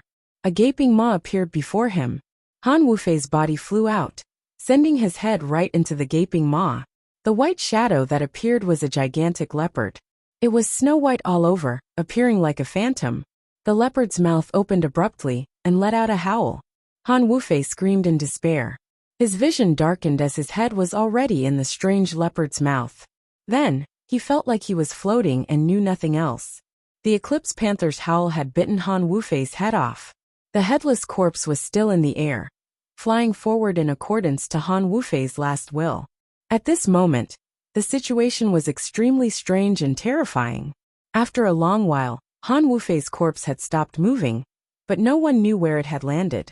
Screams that sounded like they had been scared out of their wits could be heard from afar, signifying the incident. The Eclipse Panther swayed its tail and landed on a tree. It opened its mouth and Han Wufei's head rolled off. The Eclipse Panther's gigantic body vanished in a flash. All that was left on the spot was gone. A palm-sized kitten appeared on the tree. It stretched out its paws and tried to slide down the tree. Its posture was extremely adorable, making people want to love it endlessly. As for the masked man in black, he had not lifted his head since Han Wufei had dashed out. He did not care about Han Wufei at all, rushing straight into Han Wufei's room and starting to rummage through the room. It was obvious that he was certain that Han Wufei was dead, and there was no need for him to observe any further. Now, his main objective was to plunder his belongings. With a slam of his palm, the masked man entered in a flash. A moment later, the man in black dragged a huge bundle out like a bolt of lightning. Two loud bangs lingered in the air as the masked man killed the remaining Han family guards. Only then did he leave with the huge bundle, disappearing into the night. He came and went like a flash of lightning. It was only after he left that the fire in the residence of Han began to burn. Thick smoke billowed and the fire burned fiercely. After a while, two black figures rushed over at an extremely fast speed from afar. Is it Han Wufei's signal? This bastard! How dare he send out this tower summon signal in such an important place in Tiantang City? Is he looking for death? Let's go over and take a look first. Han Wufei is alert. Maybe he's really in mortal danger. Let's go. Oh no, there's a fire over there. It's coming from the residence of Han. Han Wufei is really in danger. I'm afraid it's too late. There's no sound of weapons clashing or fists clashing. There's a commotion over there. It's a headless corpse. Why does it look so familiar? Let's go over and take a closer look. Maybe there are other clues. When they took a closer look at the headless corpse on the ground, both of them were speechless. The clothes worn by the headless corpse were undoubtedly Han Wufei's clothes. But what about the wounds all over the body? The wounds on the body were obviously sword wounds. But what about the wound on the neck and head? It was definitely not cut by a sharp blade, but more like it was bitten off by a ferocious beast. This was strange. What kind of ferocious beast could do something like this in Tiantang City? No matter how weak Han Wufei was, he was still a 7th peak expert. What kind of mystical beast would it take to bite his head off? How could the corpse be tossed so far away? It was quite a distance away from the residence of Han. After a fruitless search, both of them came to Han Wufei's house.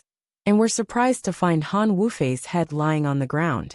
It was fortunate that it had not been engulfed by the flames, lying face up on the ground. It was bitten off. One of them frowned. This is too strange. It looks like the house has been robbed. All the guards are dead. This is the prelude to the annihilation of the entire clan. There's no trace left at all. How are we going to track the murderer? Look over there. There should be a secret chamber in Han Wufei's house. It's over there. It's already broken. How could anything be left behind? Search it. Let's go back there quickly. It's more urgent there. Of course. Be careful, the murderer is still nearby. Both of them looked at the chaotic scene in shock and suspicion. They searched carefully, not letting go of any abnormalities on the ground. Each of them was on high alert. Immediately, an intimidating aura exuded faintly. It was then that, meow. A weak, trembling meow of a cat could be heard. Both of them turned around instinctively to look at the source of the sound. There was a little kitten curled up on the tree, trembling in fear. Its tiny paws reached down tentatively, but it seemed like it dared not come down because the tree was too tall. It was truly adorable. Could this cat be from Han Wufei's house? One of them asked suspiciously. The other person waved his hand, and a gust of strong wind whooshed out.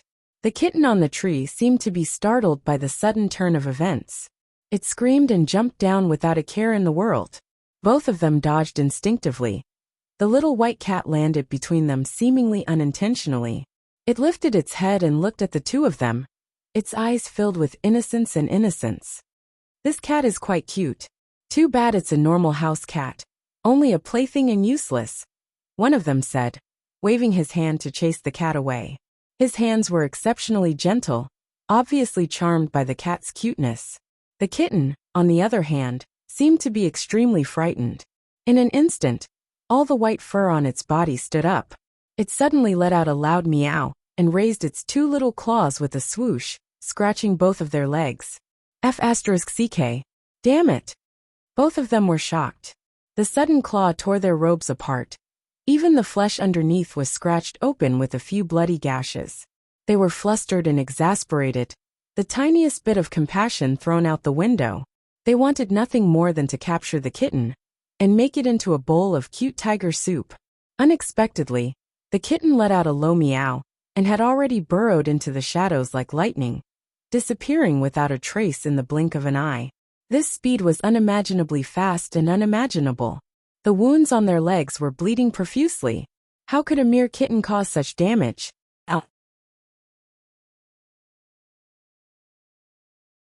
Chapter 240. How could the two of them have imagined that a kitten, that had not been weaned on its mother's milk, could be so lethal? Caught off guard, they were caught off guard and fell into the trap. However, when they wanted to catch the kitten and beat it to death to vent their anger, they found that it was nowhere to be found. After cursing and swearing, they were no longer conflicted. After all, they were from the Four Seasons Tower. None of them were ordinary people. Han Wufei's accidental death was a fact, but the things he had left behind might leave some clues. Thinking of this, both of them tensed up, activating their mystical chi cultivation base, and diving into the sea of fire. It was a pity that they cursed again after searching the place with great effort. Who was the one who did this? Why was it like a locust swarm had swept through the place? All the valuables and valuables had been swept clean, leaving nothing behind. It was even more thorough than a bandit's robbery. Even the other secret chamber within the secret chamber was empty. We have to go back and report this to the Lord quickly. Some news must have been leaked. One of them spoke hastily with a grim expression. That's right. Shin Yushir had just met with an accident a few days ago. That place is the most suspicious. The entire Hall of Nine Moons had just finished assembling.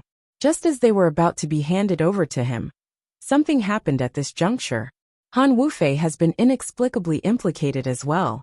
If the culprit is the same person, not only is he resourceful, he might even be targeting the Four Seasons Tower. You're right. Go back quickly. Both of them disappeared with a swoosh. On the other side, the assassination of Yang Buotao was not as easy as targeting Han Wufei. Yang Buotao was Yutong's military general. Purely in terms of status, he was only below Taizheng. He was one of the top 10 heavyweights in Yutong's military, and was the marshal of the northern troop. Once this person was touched, there would be a great deal of repercussions. In other words, Yang Buotao was not on the same level as Shen Yushi, Han Wufei, and the others. Yin Yang and Fang Mafei sneaked into the residence of Yang. According to the plan, Yin Yang disappeared into the dark in a flash while Fang Mafei, who was dressed in black and masked, strode forward without saying a word. Ignoring any questions, he lifted his leg and kicked the door of the general's residence over. With a loud bang, the entire door flew into the sky. Then, Fang Mafei charged in with a long howl. Fang Mafei's current cultivation base was already at the pinnacle of the 8th peak. His ability was comparable to Mi Kongquan in his most powerful state, perhaps even superior. Now that he was unleashing his full power, the lethality was not to be underestimated. He killed his way in like a hot knife through butter, and all who obstructed him were swept away. Under normal circumstances, one's cultivation base of the 8th peak could be considered as a top-notch expert. With such skills, it was more than enough to snipe Tai Zheng, who was not within the range of the military formation. Therefore, Fang Mafei's one-sided massacre was not surprising at all. It was within reason. It was a pity that his aggressive advance did not last long. He had only taken a few steps into the second courtyard when he was met with an unusually strong obstruction. In the darkness, a few black shadows that had been hiding somewhere suddenly flew out like giant birds, pouncing at Fang Mafei from 7 to 8 directions at the same time. At the same time, a sharp whistle rang out. All the ordinary soldiers and generals in the general's residence disappeared, replaced by teams of elite troops clad in steel armor that emerged from the darkness. Swoosh, swoosh, swoosh. These people all climbed up the 4 high walls, and even the trees and roofs were densely packed. Cracking sounds could be heard as hundreds of steel bows were drawn to the fullest at the same time. Steel arrows were nocked, gleaming with a cold gleam. His momentum was unstoppable and terrifying to the extreme. Not only was Fang Mafei, who had been attacking aggressively, suppressed, he was also locked on by countless arrows. He was like a beast that had fallen into a death trap, turning from a predator to a prey. As the tables turned, the main room's door opened abruptly. Inside, a dozen men in green walked out with their arms behind their backs, their eyes glinting coldly as they focused on Fang Mafei's battle. Following them were 2 old men, one on the left and one on the right. They walked out slowly, calm and composed. The last one to appear was Yang Buotao, who stood in the middle. He was dressed casually, his physique tall and muscular, his face square, his eyes watching the scene like a hawk. "They've come," Yang Buotao ordered. "Light the fire." Following a loud boom, thousands of torches were suddenly lit up in the second courtyard of the general's mansion. The entire place was illuminated as if it was daytime, and even the slightest detail could be seen. From the moment the door was breached, Fang Mafei had only charged into the space of less than 1,000 feet. He had just entered the second courtyard when he was stopped. The weakest of the experts fighting with him now was at least of the 7th peak level.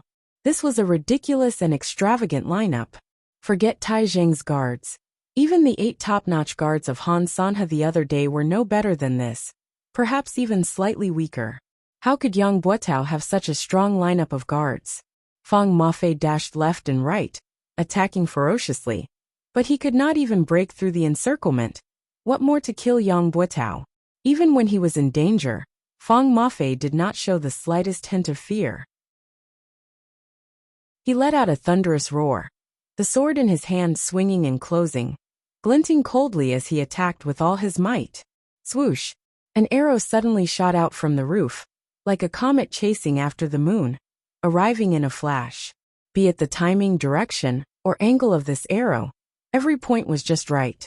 The enemies on all sides had shifted and revealed Fang Mafei's silhouette. Moreover, the instant he stepped forward, it was as if a white steed had flashed across a crevice. Clang! Fang Mafei deflected the incoming arrow with a swing of his sword, the sword in his hand actually trembling as he felt a strong vibration in his wrist. He could not help blurting out, "Deicide bow." Not only was the arrow's landing spot perfect, the angle and timing were superb. Its lethality was equally shocking. It was an arrow from the deicide bow. Someone among the attackers snickered coldly. Not bad, you're quite knowledgeable. It's the deicide bow. Deicide bow. The mystical steel arrow. It was rumored that the deicide bow was forged from the horn of a 6th-level mystical beast, the armored rhinoceros, and the bowstring was made from the beast's tendon. As for the mystical steel arrow, although the shaft was only forged from fine steel, the arrowhead was forged from the actual mystical steel. An ordinary shot that could shoot an arrow from 100 feet away was a joke to the archer who wielded the deicide bow. It was worthless. An ordinary bow and arrow could only be considered a super strong bow if it had the strength of 8 stones and above.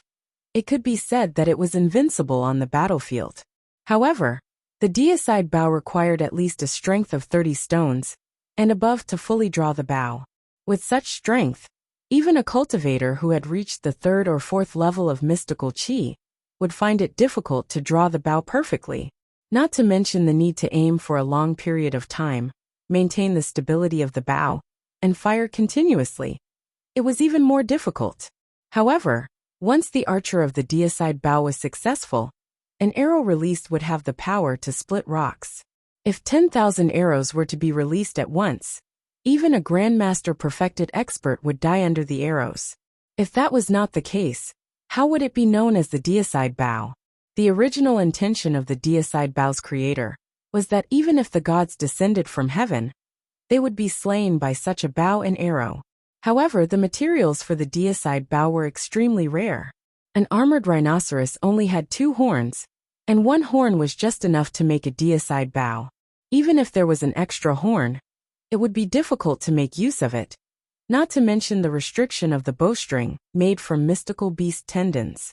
Hence, this bow had always been used as a secret weapon in the military formation. It would only be used when they encountered a strong opponent, such as an invincible general like Shangguan Wudi.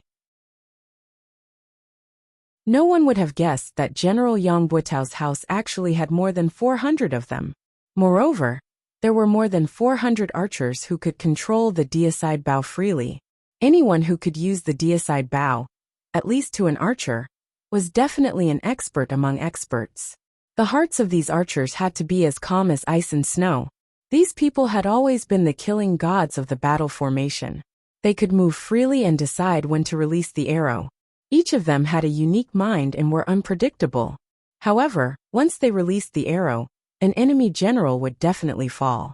After all, the mystical steel arrow that went with the deicide bow was also a rare and precious item.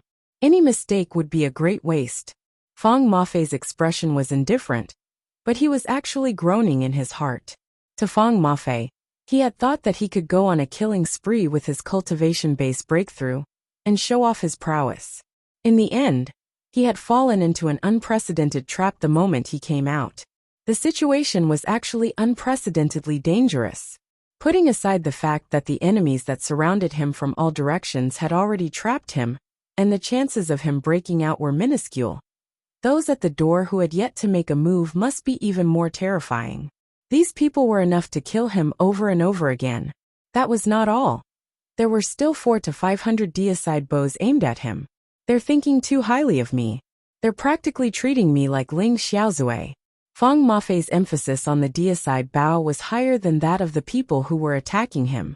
As an assassin, he knew all too well the terrifying power of the deicide bow. If he were to be shot, he would be severely injured even if he did not die.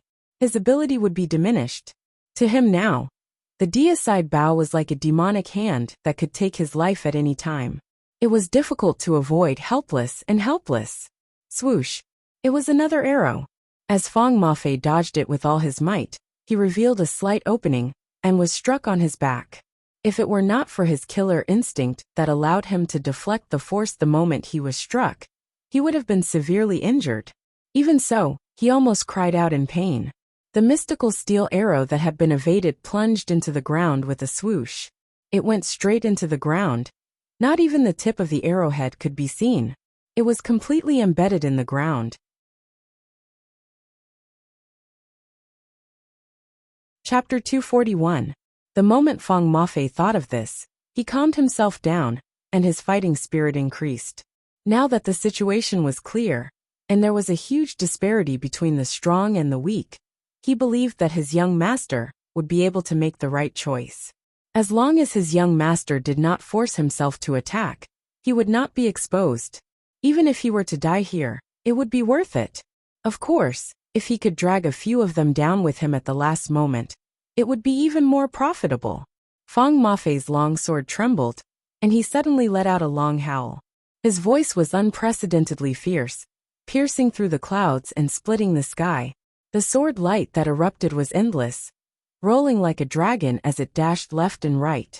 It was extremely valiant and imposing, forcing the 8 experts who were surrounding him into a disadvantageous position. He's fighting with all his might. Unfortunately, he's just trying to show off his bravery. He can only gain the upper hand for a moment before he falls back into a hopeless situation and dies in an instant. One of the people watching from afar smiled faintly. Before he finished speaking, someone beside him chuckled. It's such a big fight. It'd be a pity if he dies in a siege. Let me accompany him and have some fun. As soon as he finished speaking, he moved 80 feet away and was already above the battlefield. With a shout, a long saber appeared out of thin air. He swung the saber in a circle and wielded it like a hammer, smashing it down with the force of a mountain. Fang Mafei did not dare to be careless and defended with all his might. It was a pity that he had pushed his cultivation base to the limit and gained a temporary advantage. In reality, it was like drinking poison to quench his thirst, and did not benefit the battle at all. Instead, he had expended a great deal of his vitality. Although he was not completely exhausted, he had lost much of his edge. The saber user who joined in later not only had a higher cultivation base than Fang Mafei, he aimed at the moment when Fang Mafei had used up all his strength and had yet to recover. He was bullying the weak, so how could Fang Mafei defend himself? With a loud crack, the sword in Fang Mafei's hand broke into 2. He spat out a mouthful of blood as he staggered backward unsteadily. Amidst this, a saber landed on his shoulder, and a palm landed on his back. If Fang Mafei had not held on with all his might, he would have fallen to the ground. Fang Mafei's mind was still calm, but he felt his internal organs burning and his skills dissipating. There was only one thought in his mind. Young master, please don't appear. Please don't appear. Hurry up and leave. However, just as Fang Mafei had lost all hope and was no longer able to defend himself, a sudden gust of wind blew in the sky above the Yang residence without warning. In an instant, sand and pebbles were sent flying. Even the archers on the tree fell with a thud.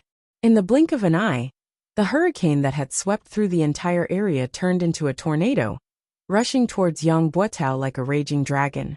Someone in the crowd could not help but exclaim, "It's supreme wind?" Yang Buotao and the people around him glared at the person who had spoken, wishing they could cut him into pieces. A gale swept across the ground. The 2 old men beside Yang Buotao had gloomy expressions on their faces. The corners of their mouths revealed a hint of undisguised mockery. They took a step forward at the same time, and like 2 majestic mountains, they blocked the hurricane head-on. With a loud bang, the incoming wind was like a mountain crashing into it. Completely without any effect, it changed direction and soared into the sky. The cultivation base of the 2 old men was obviously much stronger than the rest of the people present. Moreover, the 2 of them had joined forces to attack. Even though the hurricane was unstoppable, it could not break through the strong defensive line formed by the 2 men. Although the wind had changed direction, it did not seem to stop. Instead, it swept up more grass, trees, sand, and pebbles, covering the sun and sky in an instant. One could not even see one's fingers if one stretched out one's hand. Then a ray of fire appeared, burning fiercely in the middle of the battle.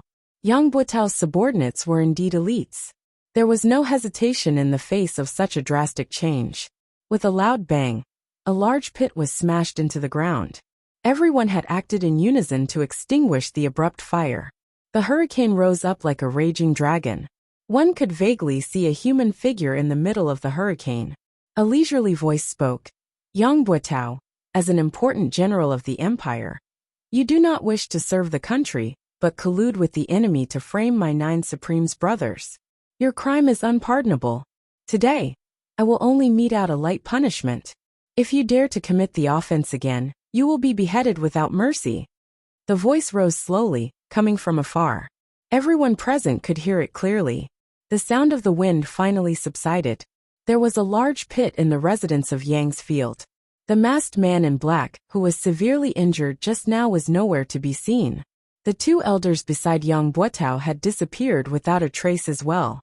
They had given chase, but it was unknown if they could still catch up to them. Yang Buotao's expression was solemn, his eyes filled with rage. At this moment, a portion of the archers on the surrounding walls were stunned. Bewildered gazes looked from all directions, focusing on Yang Buotao. Was the person who had spoken just now the long-awaited Lord Supreme Wind? Was what he had said just now true? Was it really Yang Buotao who had gone mad and colluded with the enemy to murder the 9 Supreme's lords? There was no factual basis for this matter, nor was there any witness or evidence. There was no room for it to be believed. However, it was Supreme Flame and Supreme Wind who had appeared just now. There was no falsehood in this. They were all people who had been through the battlefield and had the experience of fighting alongside the 9 Supreme's lords many times. There was no mistaking this familiar feeling. If these words had come from the mouths of these two lords, was there a need for proof? There was no need. The Empire of Yutong's military would never doubt the words of the 9 Supreme's lords, no matter what the content was. There was no room for doubt. Clang! An archer who had been standing on the wall retracted his deicide bow and hopped down from the ground. He took a few large strides and came before Yang Buotao, asking loudly, "Marshal Yang, may I ask if what Lord Supreme Wind said just now is true?" As the words left his mouth, the gazes of countless archers shot over like sharp arrows from all directions.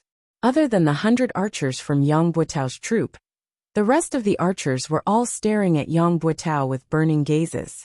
Even the archers from Yang Buotao's troop had lowered their heads and perked up their ears, waiting for Yang Buotao's reply. Yang Buotao's expression darkened as he hollered, "It was just the ramblings of the assassin who attacked just now, trying to mislead us. Why did all of you join in the commotion? Didn't you all see the assassin trying to kill me just now? Military orders must be obeyed. Do all of you want to give it a try?" The military's actions were based on absolute obedience to the superior's orders. Any action that questioned the superior's orders was a crime deserving of death.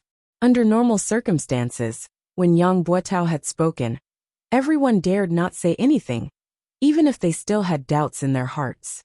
Unexpectedly, the archer who had stood up to ask the question said loudly, "This lowly official's confusion doesn't lie with me, but with the 9 Supreme's lords. I hope that Marshal Yang can clear up our doubts. If there's anything that violates the military law, this lowly official will shoulder it all and apologize with my death later." But it was the 2 masters of wind and fire who showed up just now, and they were good at the fire and wind supernatural powers. Since the 2 masters appeared here, and even pointed at the marshal, there must be a reason. This is related to Yutong's national affairs. This lowly official's life is not worth mentioning, but this matter must be clarified. Everyone knows that the marshal is the empire's pillar, the protector of the border. Why would the 9 Supreme's lords come looking for trouble with the marshal in such a blatant manner, and even say that Sir is suspected of harming the 9 Supreme's lords? The archer said boldly, "Marshal, please clear up our doubts." Before his words echoed in the air, the 300 archers behind him spoke in unison, "Marshal, please clear up our doubts." Yang Buotao's expression was as dark as ink as he said in a low voice, "There's an assassin trying to kill me in broad daylight. You all." Before he finished, a man in green beside him said, "Marshal Yang, there are only 2 assassins here today. One is the assassin who attacked us earlier. His moves are brutal and brutal. The other person's cultivation method is strange, but his strength is not high. The move of throwing the fireball is probably from the Thunderbolt Hall. However, the other person's method of turning mystical chi into gang and moving like the wind is even more strange and inexplicable. We can't underestimate him." Nominally, this was an analysis of the assassin's background, but it was actually a roundabout way to provide a reason for Yang Buotao to deal with the doubts. Yang Buotao understood. He frowned and said, 2 people? Not 3 people. The man came out in a flash and picked up something from the pit. He said, Marshal Yang, please look at this kerosene that hasn't burned out yet. This kerosene is bright and faintly glows with a green luster.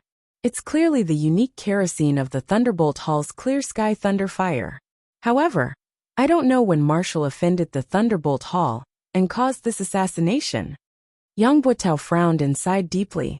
He said, About a year ago, the young master of the Thunderbolt Hall entered my service. His original intention was to use his military merits for promotion, but I beheaded him for violating military law. Sigh. Although I have a clear conscience in handling this matter, the military law is still too strict. However, it was a war at that time, and I really couldn't show mercy outside the law. I see. In a war, military law comes first. Lawbreakers must be punished and law enforcement must be strict. This is how it should be. The man in green said. However, the power of the Thunderbolt Hall is too great. Marshal, you should be careful from now on, and not be taken advantage of. Yang Buotao shook his head and sighed. How can the military law be lenient? Even if I had to do it all over again, I would still enforce the law strictly. There's no room for discussion. So what if the Thunderbolt Hall comes looking for trouble with me? Yang Buotao said righteously. I'm just worried that the enemy is full of tricks, and that our brothers will think too much. Another person hollered with a dark expression. Did everyone hear that? Don't just listen to rumors in the future. If you believe a few words spoken by an assassin, won't any random person be able to shake the military's morale with just a few words? What a scandal. The archers looked at each other, doubt still lingering in their eyes. Finally, they lowered their heads and said, We were too agitated just now and have misunderstood Marshal. Please punish us, Marshal. The archers lowered their heads and looked at each other, noticing the glint of doubt in each other's eyes. They had seen it with their own eyes, and heard it with their own ears. How could it be erased with just a few words? Yin Yang's short sentence had planted a seed in the hearts of the northern troops' soldiers. Was it true or not?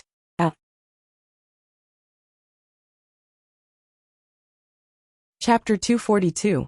Yang Buotao sighed and said, All of you are hot-blooded. What crime have you committed? It's not just you. I've been hoping for the arrival of both Lords Supreme Wind and Flame just now, even if both of them misunderstood me for some reason or even killed me. As long as both of them are still here, it's the Empire of Yutong's greatest blessing. The group sighed together. The incident in the residence of Yang had finally come to an end. The tornado that Yin Yang had turned into swept Feng Mafei along and disappeared instantly, the two silhouettes chasing after the tornado relentlessly. Yin Yang saw that the other party's abilities were profound, and that he could not shake them off with just his wind manifestation. Without hesitation, he waved his hand. The two men felt a ball of fire coming towards them, and hurriedly countered it with their palms. With their cultivation base, a wave of their hands was enough to extinguish the oncoming fire. However, both of them felt that something was amiss at the same time. The two balls of fire were too weak, dispersing upon contact. There was no room for resistance at all. Just as the two men were in doubt, they saw another ball of fire that was even more intense and wider than before. It burned fiercely and engulfed both of them in an instant. Both of them were shocked. Seeing the intensity of the fire, they dared not be careless. They first circulated their profound cultivation base to protect themselves, and then worked together to sweep away the blazing fire. However, the intensity of the fire this time was still beyond their expectations. The range of the fire was vast, but it could not withstand a single blow. It was just that the range of the fire this time was too wide. When the two men rushed out of the fire, they realized that the tornado had already disappeared. Both of them were veterans in battle. They knew what was going on from the slightest clue, and stopped immediately, activating their deific consciousness to search. Supreme Wind seemed to have left with his men, but both of them had only been distracted by the fire for a moment. Supreme Wind and the injured assassin would not have gone far. They must still be hiding nearby. As long as they searched carefully, they would definitely be caught. How could Yin Yang not know that the two pursuers were not easy to deal with? The trick just now could only distract the enemy for a moment, but what he wanted was a moment of buffer. He brought Fang Mafei into an abandoned house and simply bandaged his wounds before saying, "Stay here and don't move. Leave immediately when I lure them away. This is no problem for you, no need to say anything more." To an assassin, the ultimate assassination technique was secondary. Concealing one's tracks was the most powerful trump card. If Fang Mafei did not even have the means to conceal his tracks in the face of danger and not be discovered by his pursuers, then he was courting death and had nothing to do with anyone else. Before Fang Mafei could speak, Yin Yang had already turned into a gust of wind and disappeared into the horizon with a swoosh, trailing a black silhouette behind him. How could the pursuers let go of the man who was being carried away by the tornado? With a loud cry, they gave chase like a flash of lightning. To the both of them, it was not that they had not thought of the possibility that the person who had cast the wind manifestation skill had not escaped together with the injured. However, Fang Mafei was not even a threat to them. He was only an 8th peak cultivator, nothing to be afraid of. Instead, it was Supreme Wind who was in front of them that they had to eliminate. There was no time to lose. Seeing the shadow of death leaving swiftly, Fang Mafei was saddened. However, he did not slow down at all, moving swiftly and leaving his original spot. In the sky, a tornado swept forward like lightning, causing the clouds in the sky to scatter and scatter as it swept out of the city. By the time Yin Yang returned to the residence of Yin, it was already late in the night. He was exhausted. His legs felt like they were floating. He was utterly exhausted. Fang Mafei and Lao Mei had already returned home. Even Fang Mafei's injuries had been tended to. Shui Wuyin was deep in thought, facing a pile of items, occasionally scribbling and drawing with his brush. How was it? Yin Yang was truly exhausted. He sat down in front of Shui Wuyin the moment he returned home, but there was no sense of defeat in his expression. The attack this time was a complete success. Shui Wuyin looked satisfied, even elated as he said, "Our current goal has basically been achieved." His words stunned Fang Mafei, who had been suppressing his injuries and refusing to go into closed-door recuperation right away, waiting for Yin Yang's return. Our two-pronged attack this time.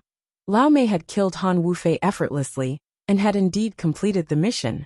However, he himself had stepped right into the ambush and was almost beaten into a dead dog. If it weren't for Yin Yang's assistance, he would have become a dead dog. How could this coffin-faced man say that it was a complete success? Was this consolation or sarcasm? Could he be more straightforward? Yin Yang nodded. Not bad indeed. The target has been achieved. Fang Mafei could no longer hold it in and said, "Young master, we didn't kill young Buotao. It's this subordinate's cultivation base that's not up to par. I've let young master down." Yin Yang smiled. "Old Fang, you don't have to blame yourself. Our attack to kill young Buotao this time was only a pretense from the beginning to the end." A pretense? Fang Mafei was even more puzzled, not understanding what Yin Yang was referring to. Of course it's a pretense. "I've never thought that you could kill Yang Buotao alone," Yin Yang said.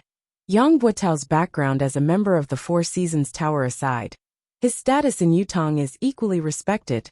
He's one of the 4 marshals of Yutong's military, and the entire northern troop respects him. For such a person, even if the evidence is conclusive, we can't assassinate him in secret like this. Speaking of which, Han Wufei was an unexpected gain today. Yin Yang smiled. Lao Mei's visit this time was more of a test. If there was an ambush there, Lao Mei would have returned at once and wouldn't have taken the risk. However, I didn't expect them to focus all their ambush on Yang Buotao's side and even put in deicide archers. They probably thought that Yang Buotao would be safe with Supreme Lord Springfrost's protection. Lao Mei said, "That's not bad." Han Wufei's side didn't have any decent guards at all. The entire killing process was so smooth that even I was puzzled. The moment I broke the door, I was prepared to run for my life. But when I felt it, there wasn't a single expert on the other side. Only Han Wufei had some ability. When I had the upper hand, I was filled with disbelief and shock. Haha. Fang Mafei looked at Lao Mei begrudgingly. This fellow's luck was really good. Could it be that luck was better when one's ability was weaker? There were 3 objectives today. First, to alert the enemy, to get a glimpse of the other party's ability. Second, to reveal Supreme Wind's identity. Third, to send a signal to the Empire's higher-ups. Shui Wuyin said with satisfaction. It looks like everything has been completed successfully, and there's even an unexpected gain. Just like what Boss said, the additional deicide archers were an unnecessary addition. With the 500 archers by the side, the news of the 9 Supremes' reappearance can no longer be concealed. Next, Boss only needs to continue stirring up trouble. Yin Yang snorted. Stirring up trouble? What I want to do most now is to go on a killing spree like a whirlwind. As he spoke, Whitey 2 walked over gracefully with a meow, its tiny head rubbing against Yin Yang's calf. Whitey 2 did well in this battle. Lao Mei laughed and said, Han Wufei's head was bitten off by Whitey 2. Whitey 2 raised its head proudly and meowed. Yin Yang, who was carrying Whitey 2, felt a chill run down his spine. He tossed the creature to the ground and said with a frown, Whitey 2, you actually ate a human head. That's disgusting. Whitey 2 meowed pitifully. Lao Mei said, Whitey 2 didn't eat it, it threw it up again. However, 2 men went to Han Wufei's side, and Whitey 2 laid in ambush. Each of them had a scratch mark on their calf. Yin Yang's eyes shone. Whitey 2, if you see those 2 men again, can you recognize them? Meow. Whitey 2 raised its head proudly and snorted. It looked proud and arrogant. I can recognize them even if they turn into ashes. That's great, that's great. Yin Yang guffawed. The advisor of the Crown Prince's residence was murdered. The Northern Marshal, Yang Buotao, was assassinated. The 2 assassinations that had taken place in a single night had broken the peace of Tiantang City.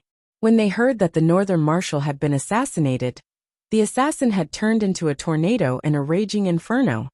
This incident had shaken the entire Yutong's higher authorities. Everyone thought of Supreme Wind and Flame at once, especially when the assassin had left a message in the air. The message had been heard by everyone present.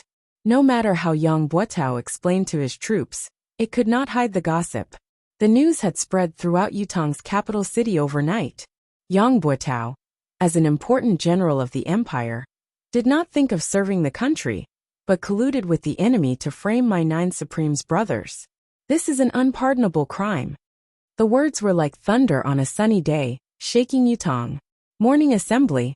When His Majesty the Emperor arrived, his expression was extremely grim, not bothering to conceal it at all. The 9 Heavens dictum had informed Qiu Jianhan that the advisor of the Crown Prince's residence, Han Wufei, had been confirmed to be from the 4 Seasons Tower, and had been killed. This was supposed to be good news, but for His Majesty, there was suddenly an additional knot in his heart. The advisor of the Crown Prince's residence. The murder of Chu Tianlang earlier was related to the Crown Prince. This had already infuriated the Emperor. Now there was Han Wufei, the main advisor of the Crown Prince's residence. How could this not make His Majesty even more worried? The anger in his heart immediately soared. Furthermore, there was He Hanqing. Even if he was an elder of 3 dynasties and the leader of Yutong's literary school. So what? After all, he was somehow related to the 4 Seasons Tower in every aspect. Ling Xiaozui's angry rebuke was the biggest proof. The empire of Yutong was plagued with internal and external threats. The emperor felt like a mountain was pressing down on his heart.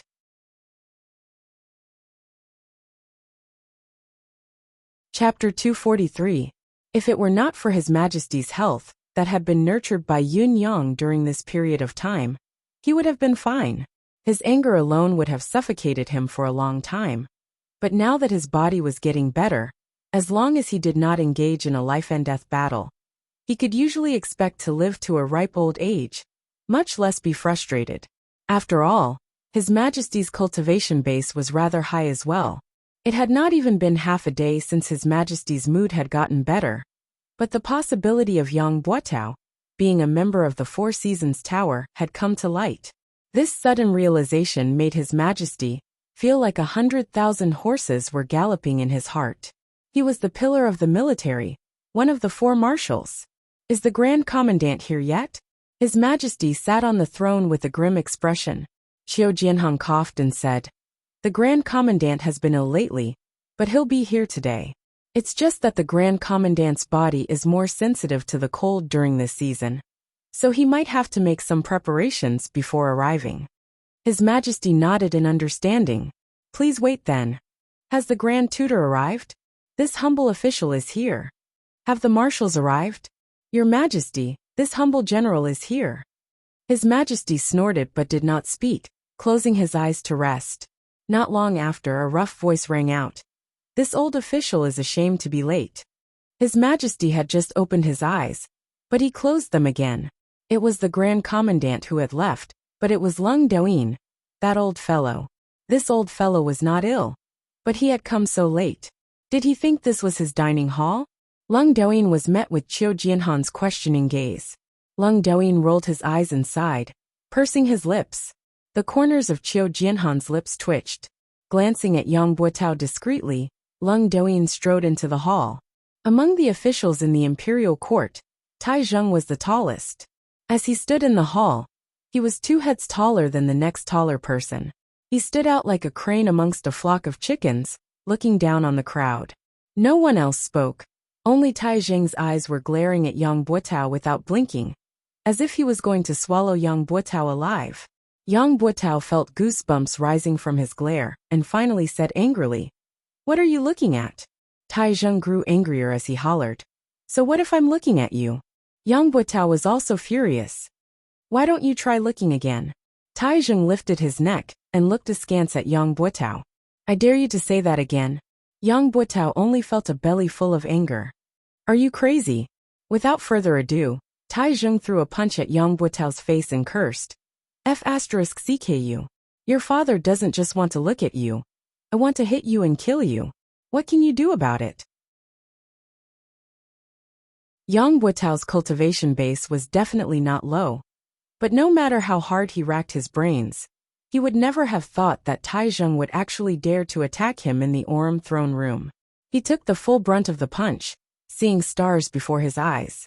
Enraged, he leapt up and scolded, "You with the surname Tai!" Before he could finish his sentence, Tai Zheng's second punch had already landed precisely on the other eye socket. At the same time, a flying kick landed squarely on Yang Buotao's lower abdomen. Yang Buotao's equally burly body fell onto the throne room with a loud thud, sending dust flying everywhere. The few civil officials behind him dodged hastily. Their eyes flickered quickly. It was rare to see an internal conflict between the military generals today. Such a spectacle was too rare. Tai Zheng was unwilling to let it go, pouncing forward to press Yang Buotao down and beat him up again. Yang Buotao knew that Tai Zheng's ferocious nature had flared up. If he only attacked verbally and did not retaliate, this matter would be difficult to resolve. Yang Buotao seized the opportunity and kicked Tai Zheng's lower abdomen. The kick caused Tai Zheng to grunt, but he grabbed Yang Buotao's right leg, twisting his body to break it. Yang Buotao roared and arched his body from the ground, wrapping his arms around Tai Zheng's neck. Both of them fell to the ground. In the next moment, the sounds of pow pow pow pow pow pow rang out continuously. Both of them were thick-skinned men. In an instant, the throne room was filled with dust. Qiu Jianjun and Lung Doin, the 2 old marshals, were exasperated, rushing forward to mediate the fight, but they had unintentionally restrained Yang Buotao's limbs. Tai Zheng's hands were freed and punched again and again. After a few hits, Yang Buotao's blood splattered everywhere. His Majesty the Emperor had only squinted his eyes when he heard the earth-shattering noises below him. When he opened his eyes, it had already turned into a martial arena. Droplets of blood splattered everywhere. It was a mess.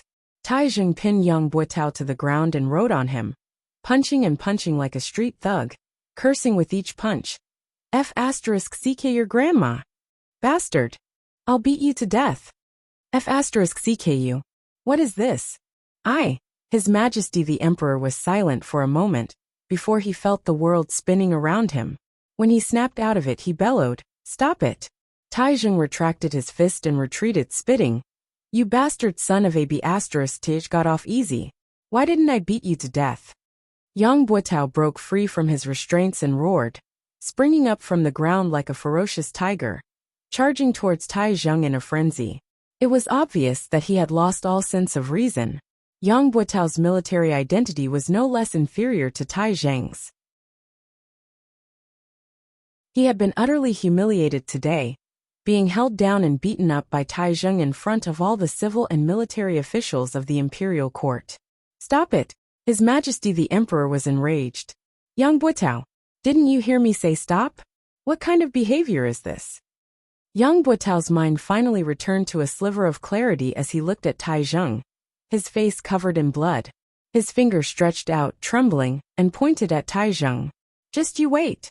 Tai Zheng looked back at him with a similarly enraged expression. "CK your grandpa. How dare you threaten me? Just you wait. If your father can't beat you to death today, I'll beat you to death tomorrow. Shut up, all of you. Are all of you trying to rebel?" His Majesty the Emperor bellowed.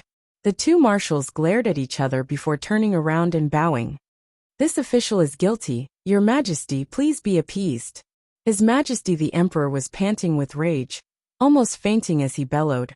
"What a disgrace! What a disgrace!" Yang Buotao looked aggrieved. "Your Majesty, this official has been wronged. This Tai Zheng has beaten this official like a mad dog today. This official has not offended him." Tai Zheng sneered, his laughter filled with disdain.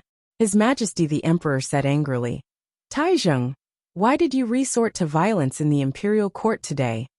Tai Zheng said loudly, "Doesn't this bastard know what he has done? King Hell. How dare he say he's being wronged? He's being wronged. He's insane. He's ungrateful. He's despicable. He's heartless. He's a bastard. Bah." Yang Buotao was enraged. "Tai Zheng, speak clearly." Tai Zheng's muscular body took a step forward. "You bastard, how dare you feign ignorance? Let me ask you, what happened last night?" Yang Buotao's heart sank, but he said, "What do you mean last night? This marshal was assassinated last night, and the assassin was being apprehended." "Apprehended my *SS. Tai Zheng's white teeth were almost about to bite Yang Buotao's face. "Supreme Wind and Supreme Flame went to your residence of Marshal and announced that you're the one who framed the 9 Supremes battle. What injustice do you have left to speak of?" Yang Buotao defended himself loudly. "Nonsense. The assassins who attacked last night were obviously from Thunderclap Hall. They resented me for executing military law and killing their young lord. That's why they came to assassinate him." "Tai Zheng, do you believe whatever the assassin says? Are you an idiot? Can't you use your brain a little? Supreme Flame's arcane art of fire is completely different from Thunderclap Hall's arson art. One is internal while the other is external. Their nature is different. Anyone with eyes can tell." Tai Zheng pursed his lips in disdain and said, "Executing military law and killing Thunderclap Hall's young lord? What a selfless and strict Marshal Yang. Come tell me, what's the name of the Thunderclap Hall's young lord who served in your army? What position did he hold? Why did he violate military law and was killed by you? Come, tell me everything. I'll investigate this Thunderclap Hall's young lord and see if he's really a person and guilty of a crime." Yang Buotao said angrily, "It's been so long. Who would remember such a trivial matter? If it wasn't for last night's incident, it's just a passing cloud. Whose hands haven't been stained with the blood of executing military law?" Tai Zheng said angrily, "Do you think I've never led a troop? Don't King play dumb with me. The military law has always been specifically recorded. Did you King lead a bunch of mobs? Yang Buotao, you deserve to die 1,000 times over." Yang Buotao said, "Tai Zheng, you're being so aggressive because you're jealous of my military merit, jealous that my position is higher than yours. I know you've been dissatisfied with me for a long time. As long as I'm around, your title as the unrivaled man of the younger generation in the military will be hard to live up to." Tai Zheng sneered. "Unrivaled man of the younger generation in the military? Forget about the fact that I've never cared about this title.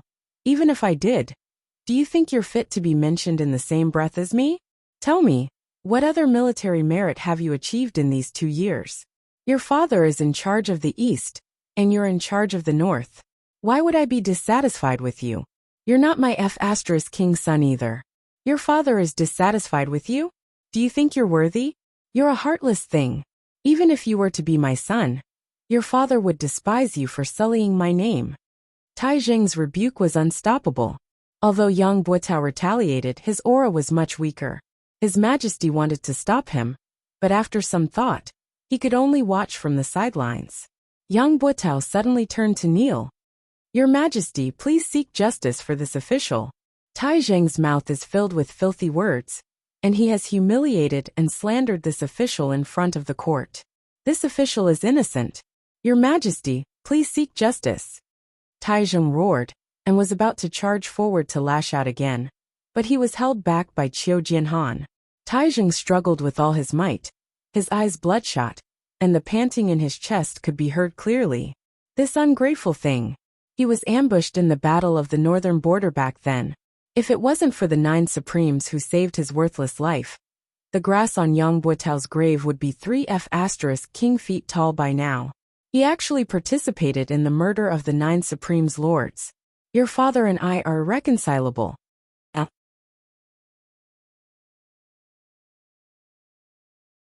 Chapter 244.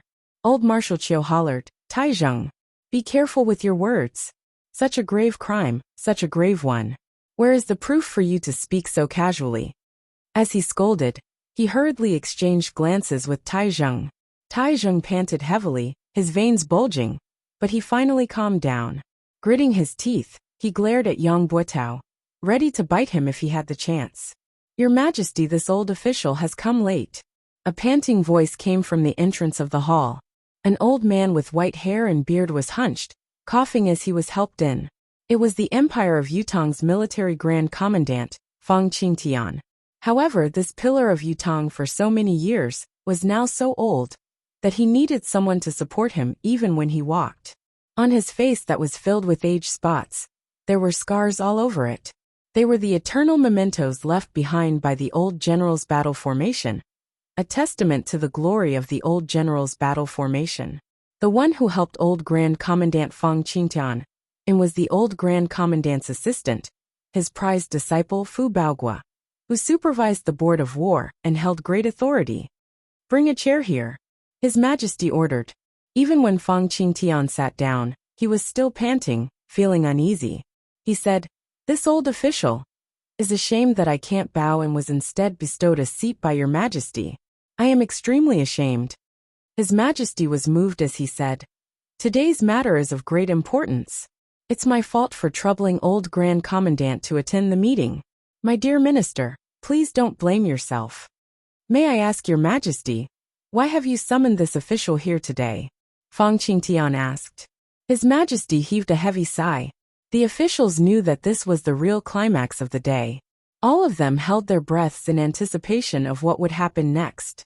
Only Tai Zheng was still glaring at Yang Buotao, like he was looking at an irreconcilable enemy. Yang Buotao dared to meet his gaze at first, but he had turned his head away later on. Sigh. Too many things have happened recently, especially the ambush of the 9 Supremes. It can be said to be the death of the Empire of Yutong. His Majesty's first words were a heavy topic. Yang Buotao's expression changed, a tinge of panic evident in his eyes. He clearly did not expect His Majesty the Emperor to bring this matter up so directly. He was greatly surprised. Before this, so many things have happened. I thought that after the Great Purge, most of the spies were gone. But now it seems that I was too optimistic, and now there are even more problems. His Majesty looked at Yang Buotao and said, last night, Yutong's northern troops marshal, Yang Buotao, was assassinated. The assassin said publicly that it was to avenge the 9 Supremes. This is no trivial matter. All the civil and military officials in the imperial court were silent, deathly silent. The old Grand Commandant's wrinkled face slowly raised his eyes, which had long been covered by wrinkles, and glanced at Yang Buotao. This glance seemed calm and indifferent, but Yang Buotao broke out in a cold sweat. Although he was old, his ambition was still there, and his prestige did not diminish as it was in the past. Yang Buotao explained. Old Grand Commandant Fang Qingtian said faintly as he slowly closed his eyes. His entire body was like a rotten piece of wood, without the slightest bit of vitality. In spite of this, those who were familiar with him knew that the old Grand Commandant was using his lifetime's ultimate skill, ingenious volition. This was the old Grand Commandant's unique skill. There was rarely a record of it failing. The mystical aspect of this arcane skill was that it could listen to the slightest emotional fluctuation in the speaker's heart. In other words, any lies or falsehoods would be exposed before the old Grand Commandant's ingenious volition. Yang Buotao stood up, his head and face still stained with blood as he spoke in a hoarse voice filled with grief and indignation. Last night, I was assassinated in my residence. The assassin did flaunt the name of the 9 Supreme's lords, but everyone present knew that it was only a ploy by a scoundrel. This official's first mission in the imperial court today was to ask your majesty to uphold justice for this official, to remove this stain. Who would have thought? Yang Buotao said sadly. I was beaten up by Marshal Taijing indiscriminately the moment I came to the imperial court. A few of my colleagues pretended to stop the fight, but they were actually taking the opportunity to restrain me, allowing Taijing to beat me up. When the old Grand Commandant arrived, and His Majesty started the meeting, the first order of business was to ask me, Yang Buotao, to defend myself. I was first assassinated, then beaten up, then isolated, and now I'm asked to defend myself. I, Yang Buotao, have joined the army since I was young. I've been at the forefront of all battles. I've gone through over 700 battles, big and small, to achieve this position. Your Majesty's boundless grace. Yang Buotao worries day and night, afraid that I can't repay your grace. In the northern battlefield, I, Yang Buotao, fought day and night. My life and death were nothing to me. Although I didn't contribute to the country, and couldn't expand our territory, I made sure that our land was not lost when facing the enemy's army. To this day, I'm covered in wounds, physically and mentally exhausted. Yang Buotao choked, his eyes glistening with tears. I have nothing to say about my past contributions. However, today His Majesty, the old Grand Commandant, my colleagues, the civil and military officials, all think that I'm guilty, that the assassin's words are the truth. It's true that I, Yang Buotao, have murdered the 9 Supreme's lords. At this moment in this situation, how can I, Yang Buotao, defend myself? There's really nothing I can say. However, I'm passionate and loyal. I've never felt guilty. I can't be slandered like this and not defend myself. I, Yang Buotao, have a clean reputation. I can't be humiliated like this. Since I can't be tolerated by the world, I can only die to prove my innocence. I hope that there'll be a day when the truth is clear. Yang Buotao's expression was fierce, his grief and indignation at its peak. With a sudden roar, he dashed to the door of the palace. With a clang, he snatched the sword of the guard on duty and swung it at his own neck without hesitation. Yang Buotao shall serve your majesty in my next life. With a shout, the sword was already at his neck. There was a sudden flash of a silhouette. Fu Baogua, who was beside the old Grand Commandant, flashed like a phantom and grabbed the blade of the sword, stopping it in its tracks.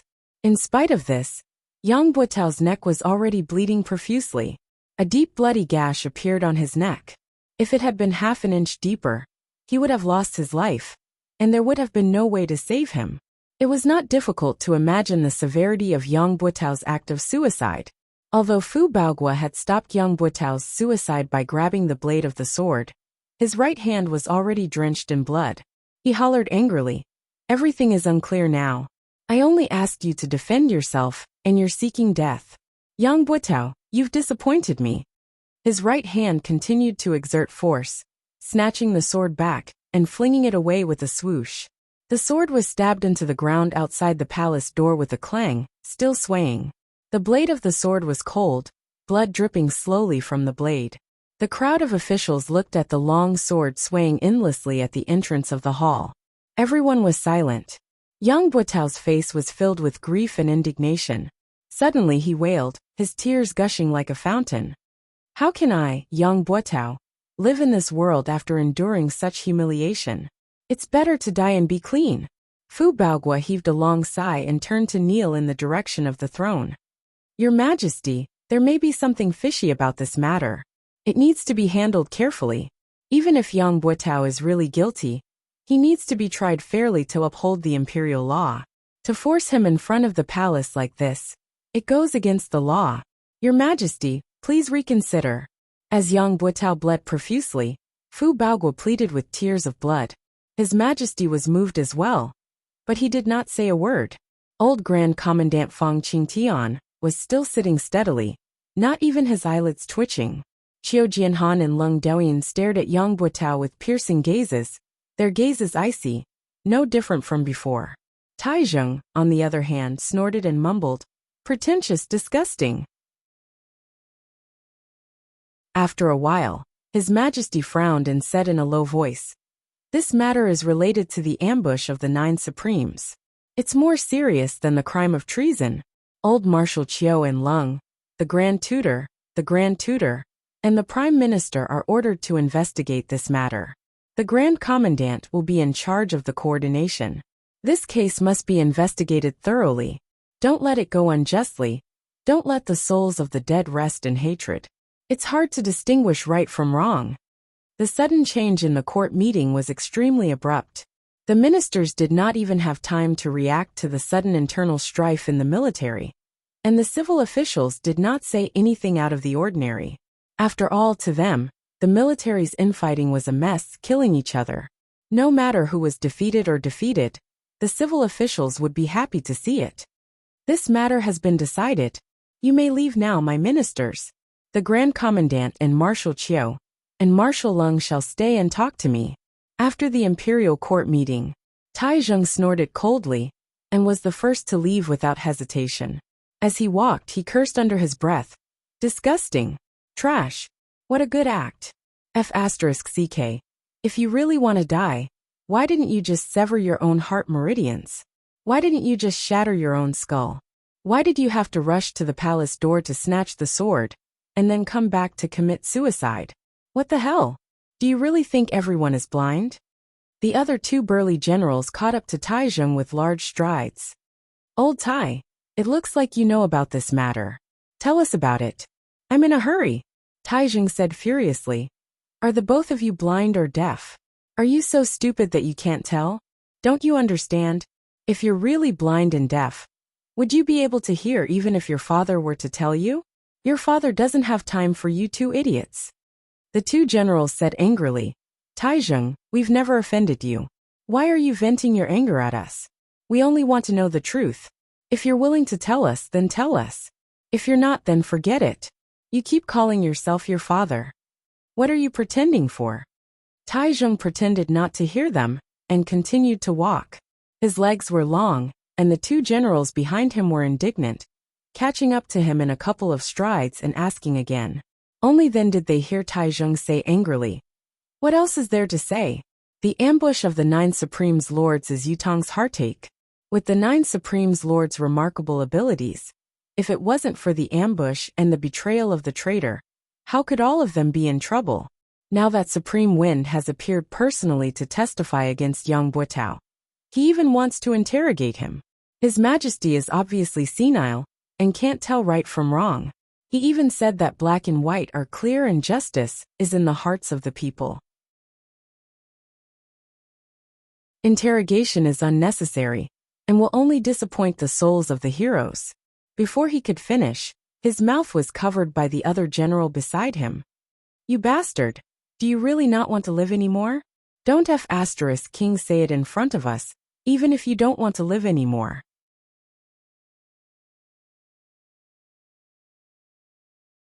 Chapter 245.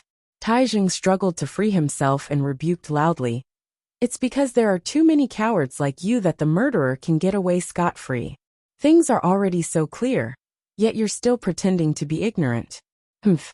Follow me to the residence of Northern Marshal, if you have the guts." The 2 generals turned and left without another word. They dared not continue talking to this idiot anymore. If they did, they might really be dragged to the residence of Northern Marshal to fight for their lives. However, both of them were still whispering along the way. "What Marshal Tai said isn't unreasonable." "Who said he's unreasonable? Even if he's reasonable, he can't say it so clearly. After all, Yang Buotao's identity is there. So what if his identity is high? I've long felt that something was wrong with Yang Buotao. Forget it. Would you really dare to say this if it were today? Let's not talk about this. Say, is the supreme wind who appeared yesterday real or fake? I hope it's real. I still hope it's real. But if it's true, then Yang Buotao is finished. It doesn't matter if Yang Buotao is done for. As long as Lord Supreme Wind is still alive, Yang Buotao is nothing. Yes, if Lord Supreme Wind is still alive, perhaps Lord Supreme Flame is too. There's also Supreme Earth, Supreme Water and the rest. They might still be alive. Let's hope so. Yang Buotao returned to the residence with heavy footsteps. He felt the road ahead was a blur, his eyes filled with gloom. Right now, he could already faintly feel that his doomsday had arrived, and was just around the corner. It was already in consideration of his years of hard work, that the imperial court did not detain him. In fact, before the morning assembly, this feeling had already been lingering in his heart. It was just that he had been lucky enough to stun hundreds of deicide bow archers last night, that he had made a few backup plans, hoping to be lucky. However, the reality before him had proven that the 9 Supremes were too important to the Empire of Yutong. A single word from them was enough to override the countless merits he had accumulated. This was a hopeless truth and reality. Summon. Discuss. Taizheng returned to the residence and gave the same order. Summon. Assemble 50,000 troops immediately, and set off to surround the residence of Northern Marshal once it's assembled. No one is allowed to enter or leave as long as it doesn't affect normal life. Pass down my order. Close the 4 gates of Tiantang City. Martial law will be enforced from today onwards. You can only enter, but not leave. Gather the experts in the army. All cultivators above 5th grade stand by. Mobilize the deicide archers. Target the Northern Marshal's residence. Anyone who tries to enter will be killed. Even a bird from the outside world is not allowed to enter. Taizheng's orders were passed down one by one. Commander-in-Chief, this, without His Majesty's Imperial Edict, and without the Tiger Tally, this mobilizing the troops without authorization is a serious crime. Taizheng's advisor was filled with worry. Ever since he had followed this Eastern Troops Marshal, he had been shocked 3 times a day. Taizheng's audacity had reached a level that made one's hair stand on end. He didn't know when his temper flared up, but in the blink of an eye, he threw caution to the wind and exploded without any rational judgment. I'll bear all the consequences. All of you just do your job. Why are you so long-winded? Taizheng said fiercely. Sure enough, it was this sentence again. The advisor lamented in his heart. If it wasn't for His Majesty the Emperor's magnanimity, like Taizheng, he would have been beheaded and his possessions confiscated no less than 60 times over. No matter how great his meritorious service was. As long as the Emperor was so narrow-minded. All right, I'll arrange the manpower immediately. I'd rather commit the crime of deceiving the Emperor than let the person who murdered the 9 Supremes Lords get away scot-free. Taizheng hollered. Send the order to the entire army. Place the 9 Supremes Lords' altars. Once the battle begins, the rolling heads will be the offering. At the same time, the Western troops' military officers who were stationed in the capital city moved at the same time. Seal the city gates. Pay close attention to the movement. Deicide archers, get ready. Experts gather, get ready to move. The Southern troop. Assemble. From now on, wartime regulations. Everyone, even if they're going to the toilet, must report beforehand. Even if someone dies in the family, they are not allowed to go home. Lock down the entire military camp. Get ready to move. Deicide archers, get ready. Mystical steel arrows, 10 arrows in one bow, confirmed to be in position. The military camps around Tiantang City were filled with a murderous aura. The soldiers were brimming with murderous intent. Their faces were cold and brimming with murderous intent. Portraits of the 9 Supremes were laid out and pasted on the walls respectfully. There were 2 big tables placed in front of the portraits. One of them was filled with fruits and offerings. The other table was only covered with a white cloth. There was nothing else on it. It was completely empty. It was prepared to be used to place the heads. Huge flags were suddenly erected in each military camp, in an unusually ostentatious manner. Yutong's 9 Supremes, heroes are immortal. Every soldier who passed by the flags saluted spontaneously, their footsteps sonorous. The emotions of the countless soldiers were clearly surging. As they wiped their weapons silently, they pricked up their ears and listened attentively, paying attention to the slightest movement. They were afraid that they would be the slightest bit slower when the order to move was given. Every single one of them was like a taut bowstring. Once the order was given, they could leave the bowstring and shoot towards the target immediately. There were even more soldiers whose eyes were moist. It was not sadness, but agitation. 9 Supremes Lords, we can finally do something for you. Once the news is confirmed, we must avenge the 9 Supremes Lords, even if we have to be cut into pieces. They had been holding this in for more than a year. Once it was vented, how could it be insignificant? The northern capital city's military camp was the opposite of the other military camps. At this moment, the Northern Army's camp was filled with chaos and noise as far as the eyes could see. Countless generals and officers were anxiously trying to suppress the inexplicable unrest that had suddenly arisen in the military camp. It was a pity that their pacification, conciliation, and forceful suppression were all futile. It was not that the effect was minimal, but it was completely ineffective. There were veterans who came to the tent's entrance with cold faces. General, is it true that the Marshal has plotted to murder the 9 Supremes Lords? General, is what happened last night true? Can't you give us a straightforward answer? Is it true or not? The generals were anxious, but they knew that it was wrong to say it, so they could only try their best to pacify them. This matter is still under investigation. The joint action of the 3 military leaders has even alerted the old Grand Commandant. Just wait for the news. The military cannot be in chaos. All of you go back and wait. Do you think we can hide the news from you? Do what you need to do. We'll inform you if there's news. I heard that Supreme Wind has appeared in the Marshal's house, saying that the Marshal is the murderer. Is this true? Go back quickly. I'm talking to you, go back quickly. Why are you so fierce? I'm asking if this is true. I'll ask even if you behead me. A veteran glared, his eyes bloodshot as he pressed a hand on the hilt of his saber. We've been brothers for so many years. Stop putting on airs in front of me. I want the truth. Is it true? Is it true or not? Insolence. What kind of attitude is this? Do you still know who you are? Are you going to pull out your saber and interrogate me? The general roared. I just want to hear the truth. Why can't I hear the truth? The veteran straightened his neck, his veins bulging. Is it true or not? If it is, forget about me pulling out my saber at you. So what if I cut you down? Do you think I wouldn't dare? Mother ***. Even if it's true, it's Marshal Yang's business alone. Do you think someone of my rank can handle such a huge matter? The general was already frustrated. Now he was utterly exasperated. He blurted out without thinking. Does that mean it's true?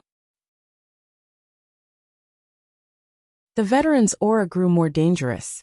I didn't say that. You did say it. F***CKU. You F***King said it. You said it. The veteran's eyes were burning with a murderous intent. I didn't say it. I didn't say anything. Go back, all of you. Go back quickly. Why are you surrounding your father here? Do you have any military discipline? Seeing that he could not pacify them or suppress them, the general decided to throw a tantrum. Your father is also waiting for news here. What's the use of surrounding your father? If it's true, your father will fight Yang Buitao to the death, even if I have to rebel. Now we still need to wait for more concrete news before everything can be set in stone. Can't all of you wait a little longer? Do you think you're the only ones who are anxious? Your father is going crazy from anxiety. Do you know that? The northern troop was seething like a pot of boiling water.